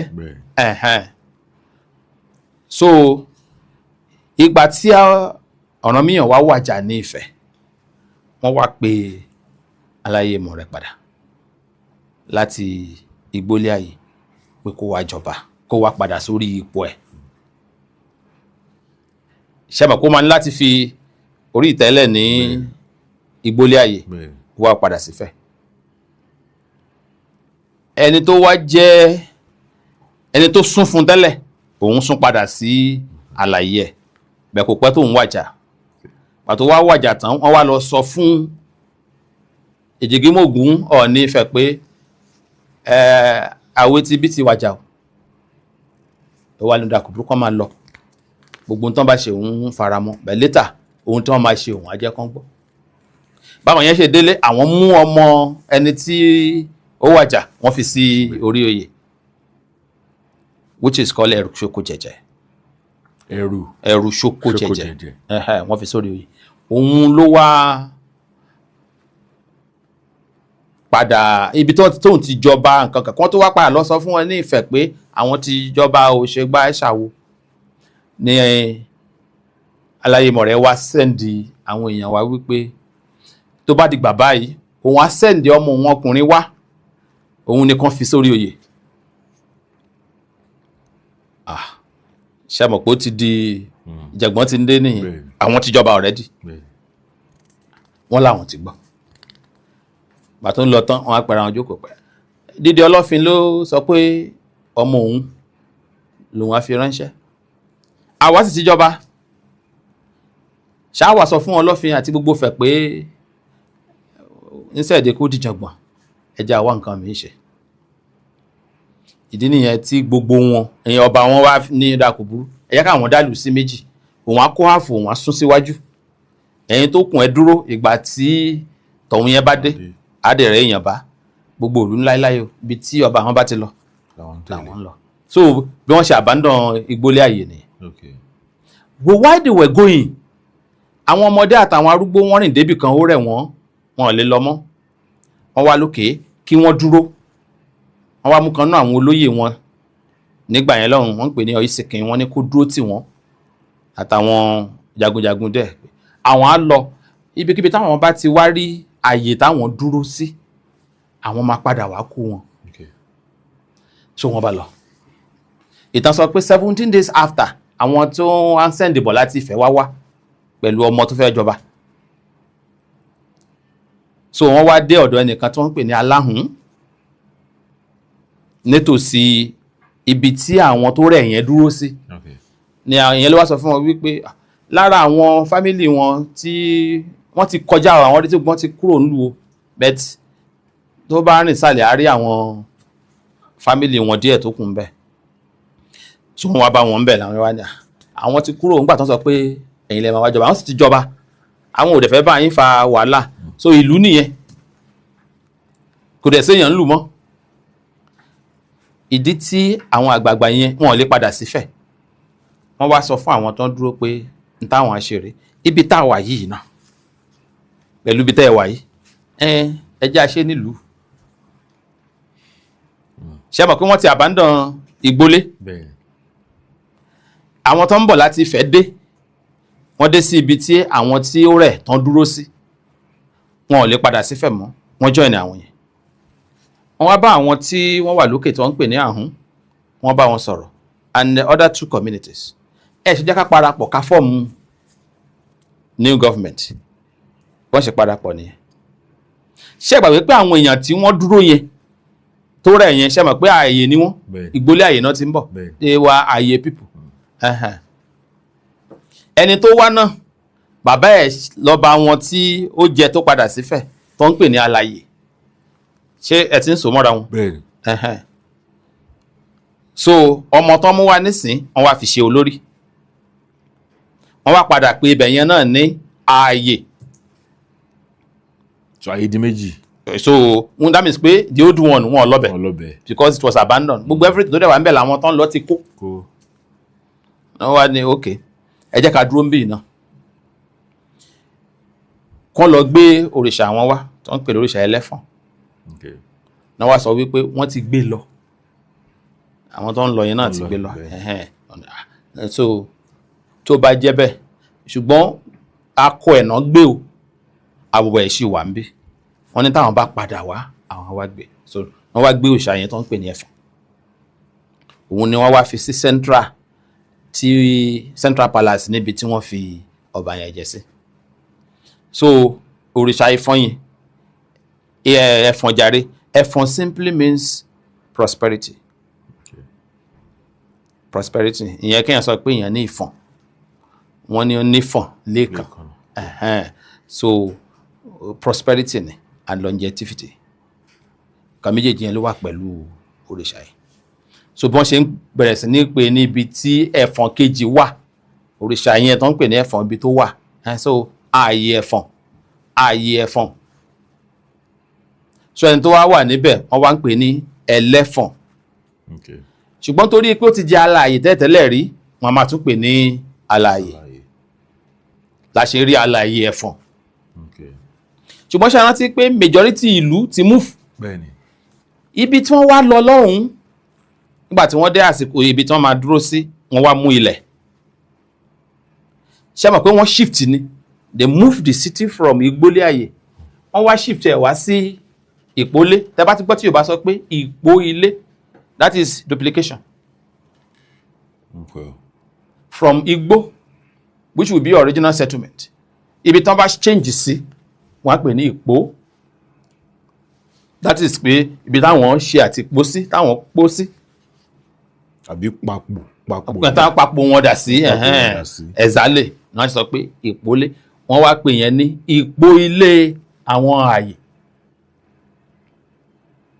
bẹ̀ẹ̀ tìgbà tó ń dọ̀hún they have 16 royals níbí báyìí àwọn 16 royals yẹn olúkàlùkù wọn wá mú àwọn ilẹ̀ yíkáyíká ibi lèmi á dúró sí ibi lèmi á dúró sí ibi lèmi á dúró sí wọ́n wá mú gbogbo ilẹ̀ yẹn round olúkàlùkù mọ ààyè tiẹ̀ so wọ́n wá pẹ̀lú òkè ìpólé ààyè rẹ̀ ṣùgbọ́n ṣé gbogbo wa ní ẹ gbà pé a máa jọ gbé bí àbí àṣìlára wa tó sì fẹ́ move forward wọ́n ní ara pébi táwọn wà yìí náà káwọn jọ máa ṣe papọ̀ ni wọ́n ṣe pé ilẹ̀ ní ìjùmú ìyẹn yìí táwọn jọ mú papọ̀ so gbogbo ilẹ̀ yìí àjọ mú papọ̀ ni o ṣùgbọ́n ìlú yìí ibi tí a padà múfù ààyè sí ẹjẹ́ àmà pè ní ìpólé. So wọ́n ṣe orúkọ ìlú yẹn ní ìpólé ààyè yìí tí gbogbo wa jọ mú ń sìn kò ní dọ̀la kẹ́nìkan sọ pé òun ò mọ̀ sí. So that's why tí wọ́n fi ń pèlú ní ìpólé ààyè ìjùmú. But the whole kingdom nígbà tó yá wọ́n ní àwọn èèyàn bẹ̀rẹ̀ sí ní múfù wá sọ́dọ̀ wọn àwọn míì ò gbé pẹ̀lú wọn, then wọ́n bẹ̀rẹ̀ sí ní ti àwọn ìlú míì away from the capital. So gbogbo táwọn ìlú yẹn wà bó ṣe jìnnà tó yíká gbogbo ẹ̀ náà wá pè ní territory Ifẹ̀ ààyè ìjùmú. Torí nígbà yẹn it was just part of Ifẹ̀ lájà territory. Which we are trying to remove away from our history this day. Ife was a nation. Very close to them, there is a community or a kingdom. I want to remember the name now. The king is called Obaleo. Obaleo of that kingdom. In short, I was discussing with the king. He said, lẹ́yìn ìlú àwọn orúkọ kingdom àwọn yẹn àwọn làwọn yọ Ifẹ̀ kúrò ńbẹ̀ pé it always carries the prefix Ifẹ̀, that when you have Ifẹ̀ Olúkọ̀tún, Ifẹ̀ Ọ̀dàn, Ifẹ̀ Ẹ̀gbá, Ifẹ̀ Àwo. So the same thing náà ni ọ̀rọ̀ Ifẹ̀ ayé ìjùmú, just to indicate wípé ibi táwọn ṣì wà yìí still on Ifẹ̀ land. Now ṣé àwọn ará Ẹ̀fọ̀n àwọn ará Ìpólé àti gbogbo àwọn tí ìtàn ráńpẹ́ tẹ́ sọ yìí tó kàn, ṣé gbogbo wọn accept pé bẹ́ẹ̀ ló ṣe rí àbára àwọn kan tó ń wò pé ẹnu ó lè má lọ báyìí ó lè lọ báyìí nítorí bí ìtàn ṣe máa wà? Then are there books to authenticate the story? Actually in Ẹ̀fọ̀n knew that we have because the king of this kingdom is called Ọba Aláàyè Ìpólé Ààyè. Tí Ẹ̀fọ̀n ńkọ́? It's called Aláàyè Ẹ̀fọ̀n. So yàtọ̀, but you see ààyè hàn nínú méjèèjì. Aláàyè Ẹ̀fọ̀n. The other one Ọba Aláàyè Ìpólé Ààyè. Then they both knew that they had it like that. Then aside from that, there are books that talk about the histories. For example, the book that talk about the ancestor of the second dynasty of the Alara, Ajero, and Onagun. Alara, Ajero, and Onagun. You know, I told them they were living in separate town before, like Alara living at Ohan.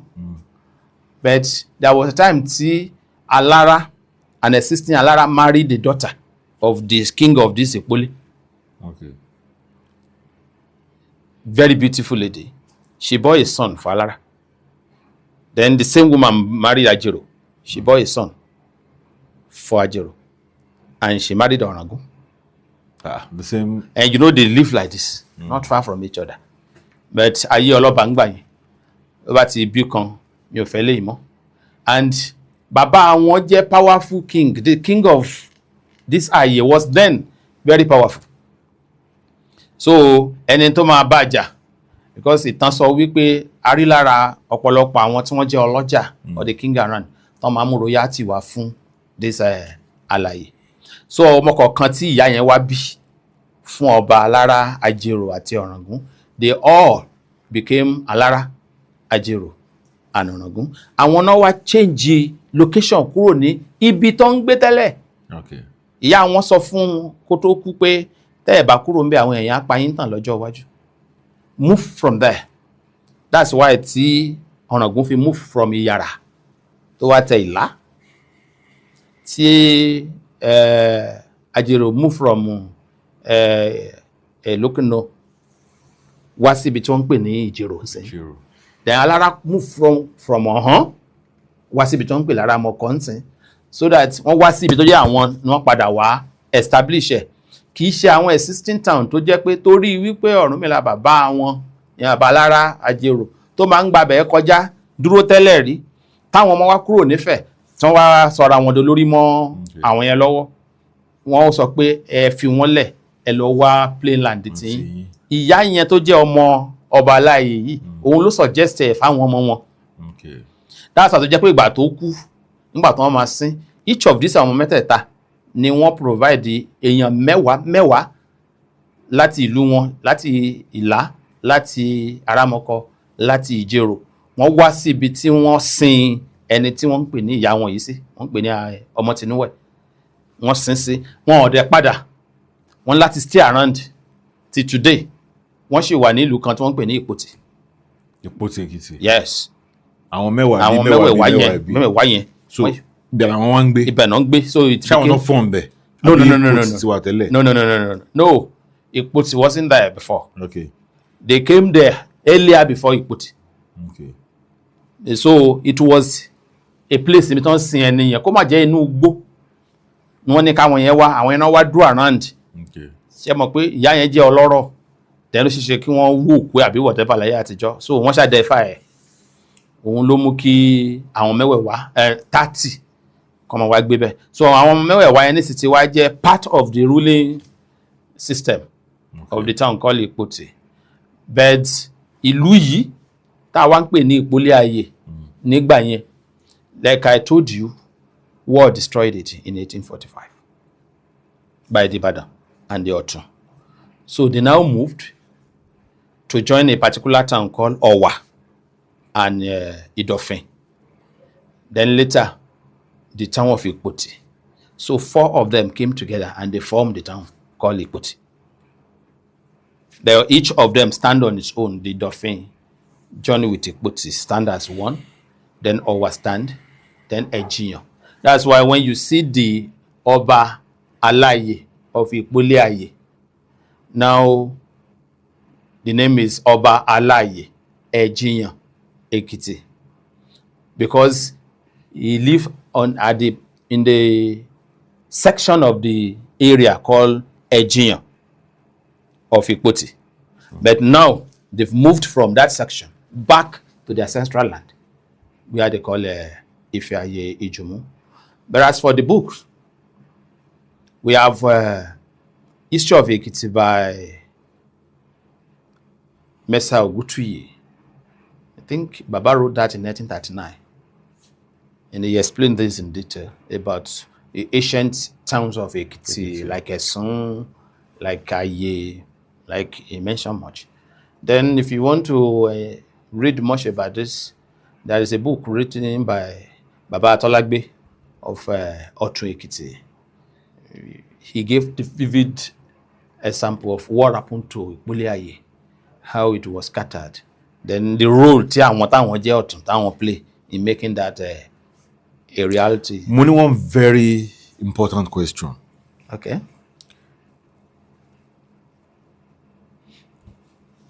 Ọ̀ràngún of Ìlá.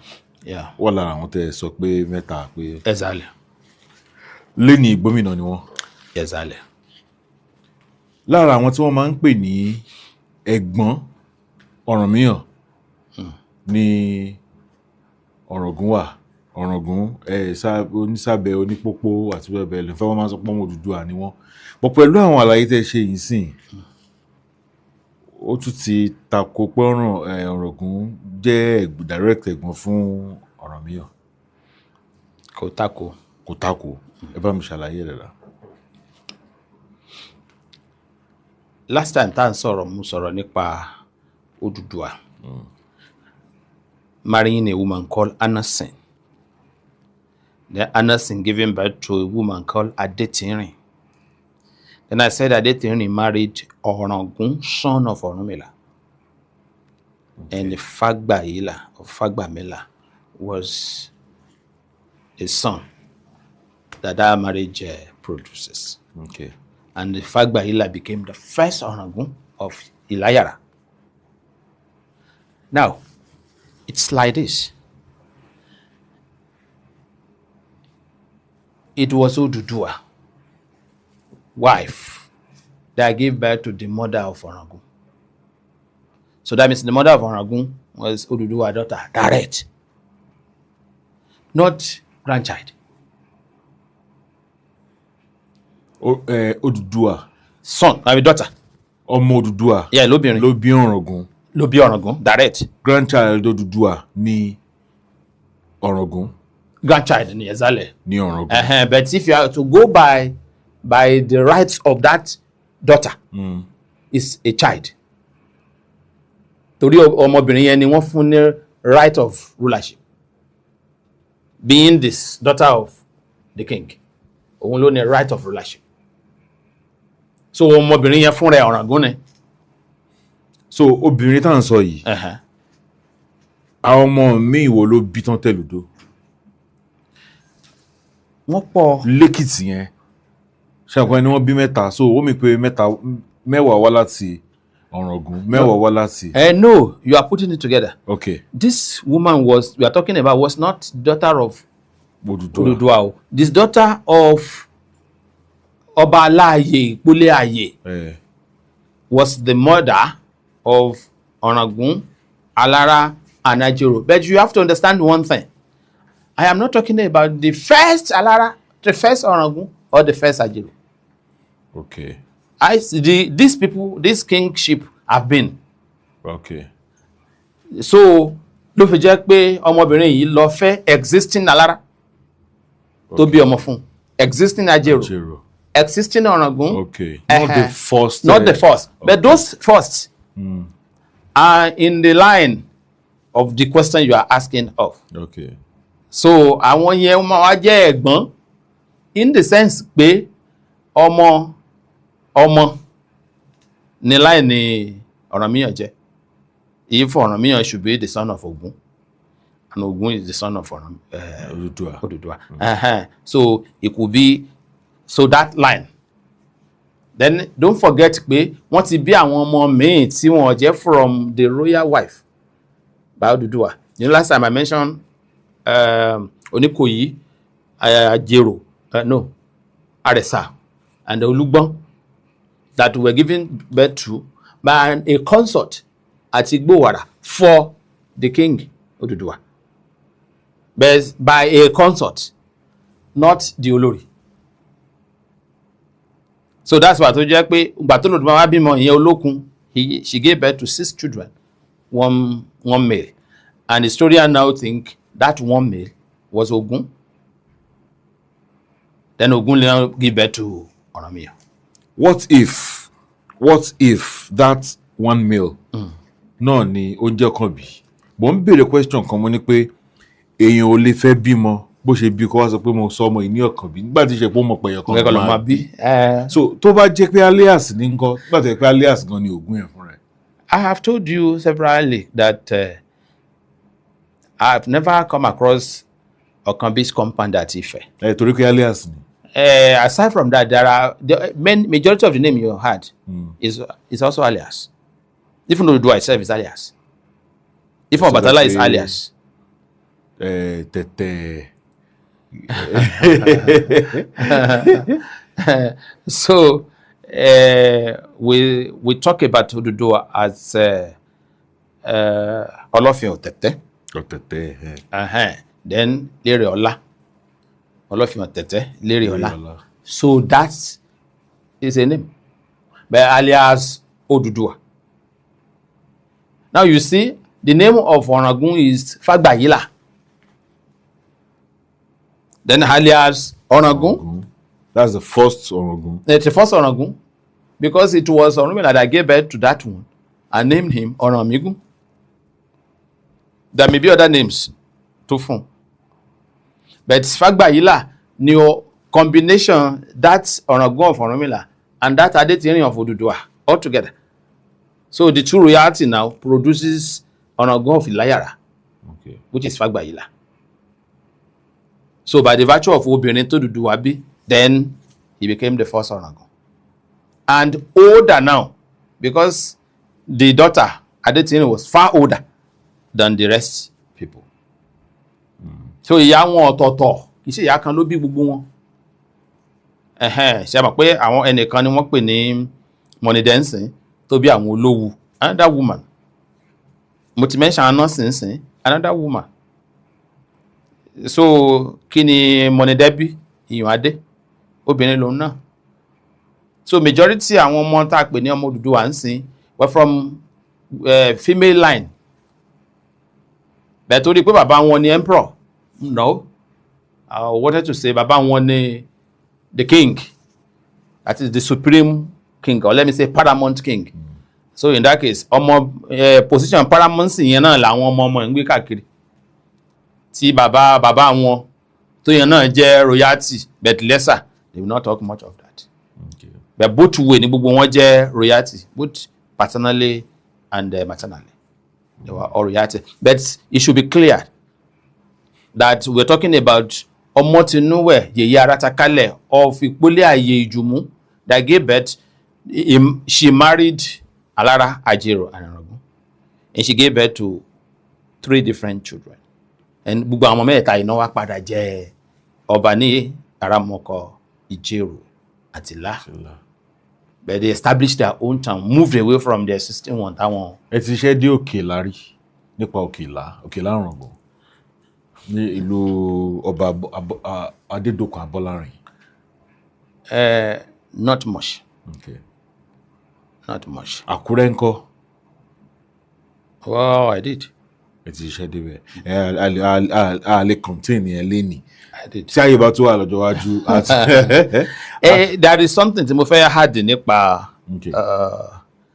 Ìpolé Ayé Ìjùmú tó yẹ kí ó clear as one of the 16 kings of Old Ekiti region. When you say Alaye Ìpolé Ayé Ìjùmú, presently in Ekiti, torí pé ìlú yẹn ti wà destroyed for a very long time, wọ́n máa ń gbé fúnra wọn. Some will even say Alaye Ìpolé Ayé came from Ìpolé Ayé ní Ile-Ife. Some historians even documented it like that. But the problem was that ìgbà tí wọ́n document àwọn nǹkan wọ̀nyẹn, the city Ìpolé Ayé Ìjùmú has been destroyed for a very long time, short more than 90 years. Nígbà táwọn èèyàn bẹ̀rẹ̀ sí ní kọ ìtàn kalẹ̀. So tán bá wá wò pé ibo náà tí wá tán náà wá láti Ìpolé Ayé. So gbogbo ìrònú àwọn èèyàn ni wípé since this is Ìpolé Ayé, a jẹ́ pé Ìpolé Ayé tó sì Ifẹ̀ náà ti wá. But in natural sense, their own Ìpolé Ayé has Ìjùmú at the back. Okay. And the ruins is still there. Archaeologically, they are working on it. About 7 kilometers long. It's there. Oríṣiríṣi àwọn nǹkan tó ń ṣe nígbà yẹn lọ́hùn gbogbo ẹ̀ ló wà ńbẹ̀. Aside from that, there are other artifacts that they made even then that they still kept. Then, when we are looking for the background of those people in a clear sense, it was Ìgbólé Ayé Ọbalùfọ̀n. You remember I mentioned Ìgbólé Ayé. So Ìgbólé is different from Ìpolé. So Ìgbólé is somewhere around Ẹ̀fọ̀n, present Ẹ̀fọ̀n. While Ìpolé Ayé was somewhere closer to Ọ̀tún, not too far from Ìpotì.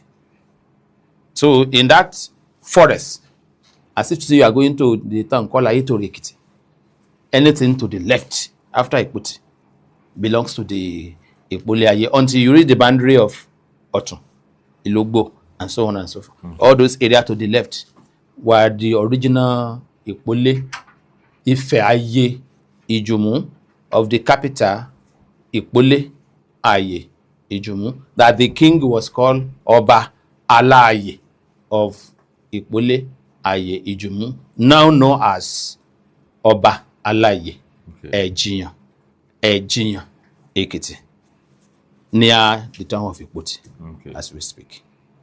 So I just want to make that clarification so that there are other towns called Ayé in Ekiti. All these other towns, all of them migrated from this very place. And even when you talk about the Ìjùmú in Kogi State, majority of these towns in Kogi called Ìjùmú are from this place. Because if you go to them, Ijumu in Kogi State are divided into two. They were once called Gbede. If I heard about Ayetoro Gbede before. Ayetoro Gbede is part of Ijumu in Kogi. In short, all of them were answering Gbede before. Then later on, they searched and they realized that they were all Ijumus. Okay. Now they changed it to Ijumu local government. Then all of them Ijumu kingdom. Both Gbede and Ijumu. But if you come to the history of this Ipolia Ijumu in Ekiti, every names you see with them there in Kogi State are embedded here. Each chief of this community, each chief bears the name of each town that you see in Kogi State. And these chiefs are under the Obalaye of Ipolia or the Obalaye of Ejiyan in Ekiti State. So I just want to make that clarification. Ẹ ṣé gan ni Ọ̀jọ̀gbọ́n Olúṣọlá Akínsọ̀wọ́n. Ibo lẹ fẹ́ kí wọ́n tún sọ̀rọ̀ sí nígbà míì. Ẹ lè reach out sí wa tẹ́ bá ti wo kíní ìtàn lórí ní comment section àbí kẹ́ reach out sáwọn gangan. Mo fẹ́ kẹ́ pé ṣé ẹ pé ní last time No. Mo fẹ́ kẹ́ pé nọ́mbà yín àwọn èèyàn wọ́n fẹ́ reach out nítorí wọ́n gbádùn àwọn lectures. Wow. Okay. Bóyá tó bá fẹ́ bá mi sọ̀rọ̀ lórí WhatsApp. WhatsApp. Ìyẹn máa rọrùn. 080 35 69 38 18. That's 080 35 69 38 18. So immediately tí wọ́n bá ti ṣe hi. Ṣé ẹ mind láti fi account number yín síta? That number is my account number too. You just remove 0. OP ò lè gbà mí wọ́n lè fẹ́ fowó sí OP. Okay. Àbí kó jẹ́ pé lọ ní limit mi mọ bẹ́ẹ̀ ṣe ń operate yín o. It should be PAMPay. It should be PAMPay. Ṣé kò ní limit? It doesn't have limit. Because iṣẹ́ tẹ́ ń ṣe yìí ẹ nílò lóòrèkóòrè ó yá ẹ gbà 100 kéré 300 kéré kẹ́ fi ṣiṣẹ́ ó yá wàá fẹ́ kẹ́ lọ s'Agbaletu ẹ bá wa tún sọ̀rọ̀ nípa nǹkan bá owó ni so kó má jẹ́ àtọwọ́dọ́wọ́ kó má wá sọ́dọ̀ yín straight. Ọ̀dọ̀ ẹ̀dẹ̀ rí yẹn sọ. It's okay. So ẹ bá mi pé nọ́mbà yín again that PAMPay number. Okay. 080. No, ẹ má fi 0 sí. Okay. 80. Yes. 35 69 38 18. If either it is OP or PAMPay. Méjì ló ń ṣiṣẹ́. It goes. Olúṣọlá Akínsọ̀wọ́n náà ló wà. Olúṣọlá Adébáyọ̀. Okay. Ẹ ṣé gan ni tí ẹ tún wò wá lẹ́ni á tún padà wá láìpẹ́.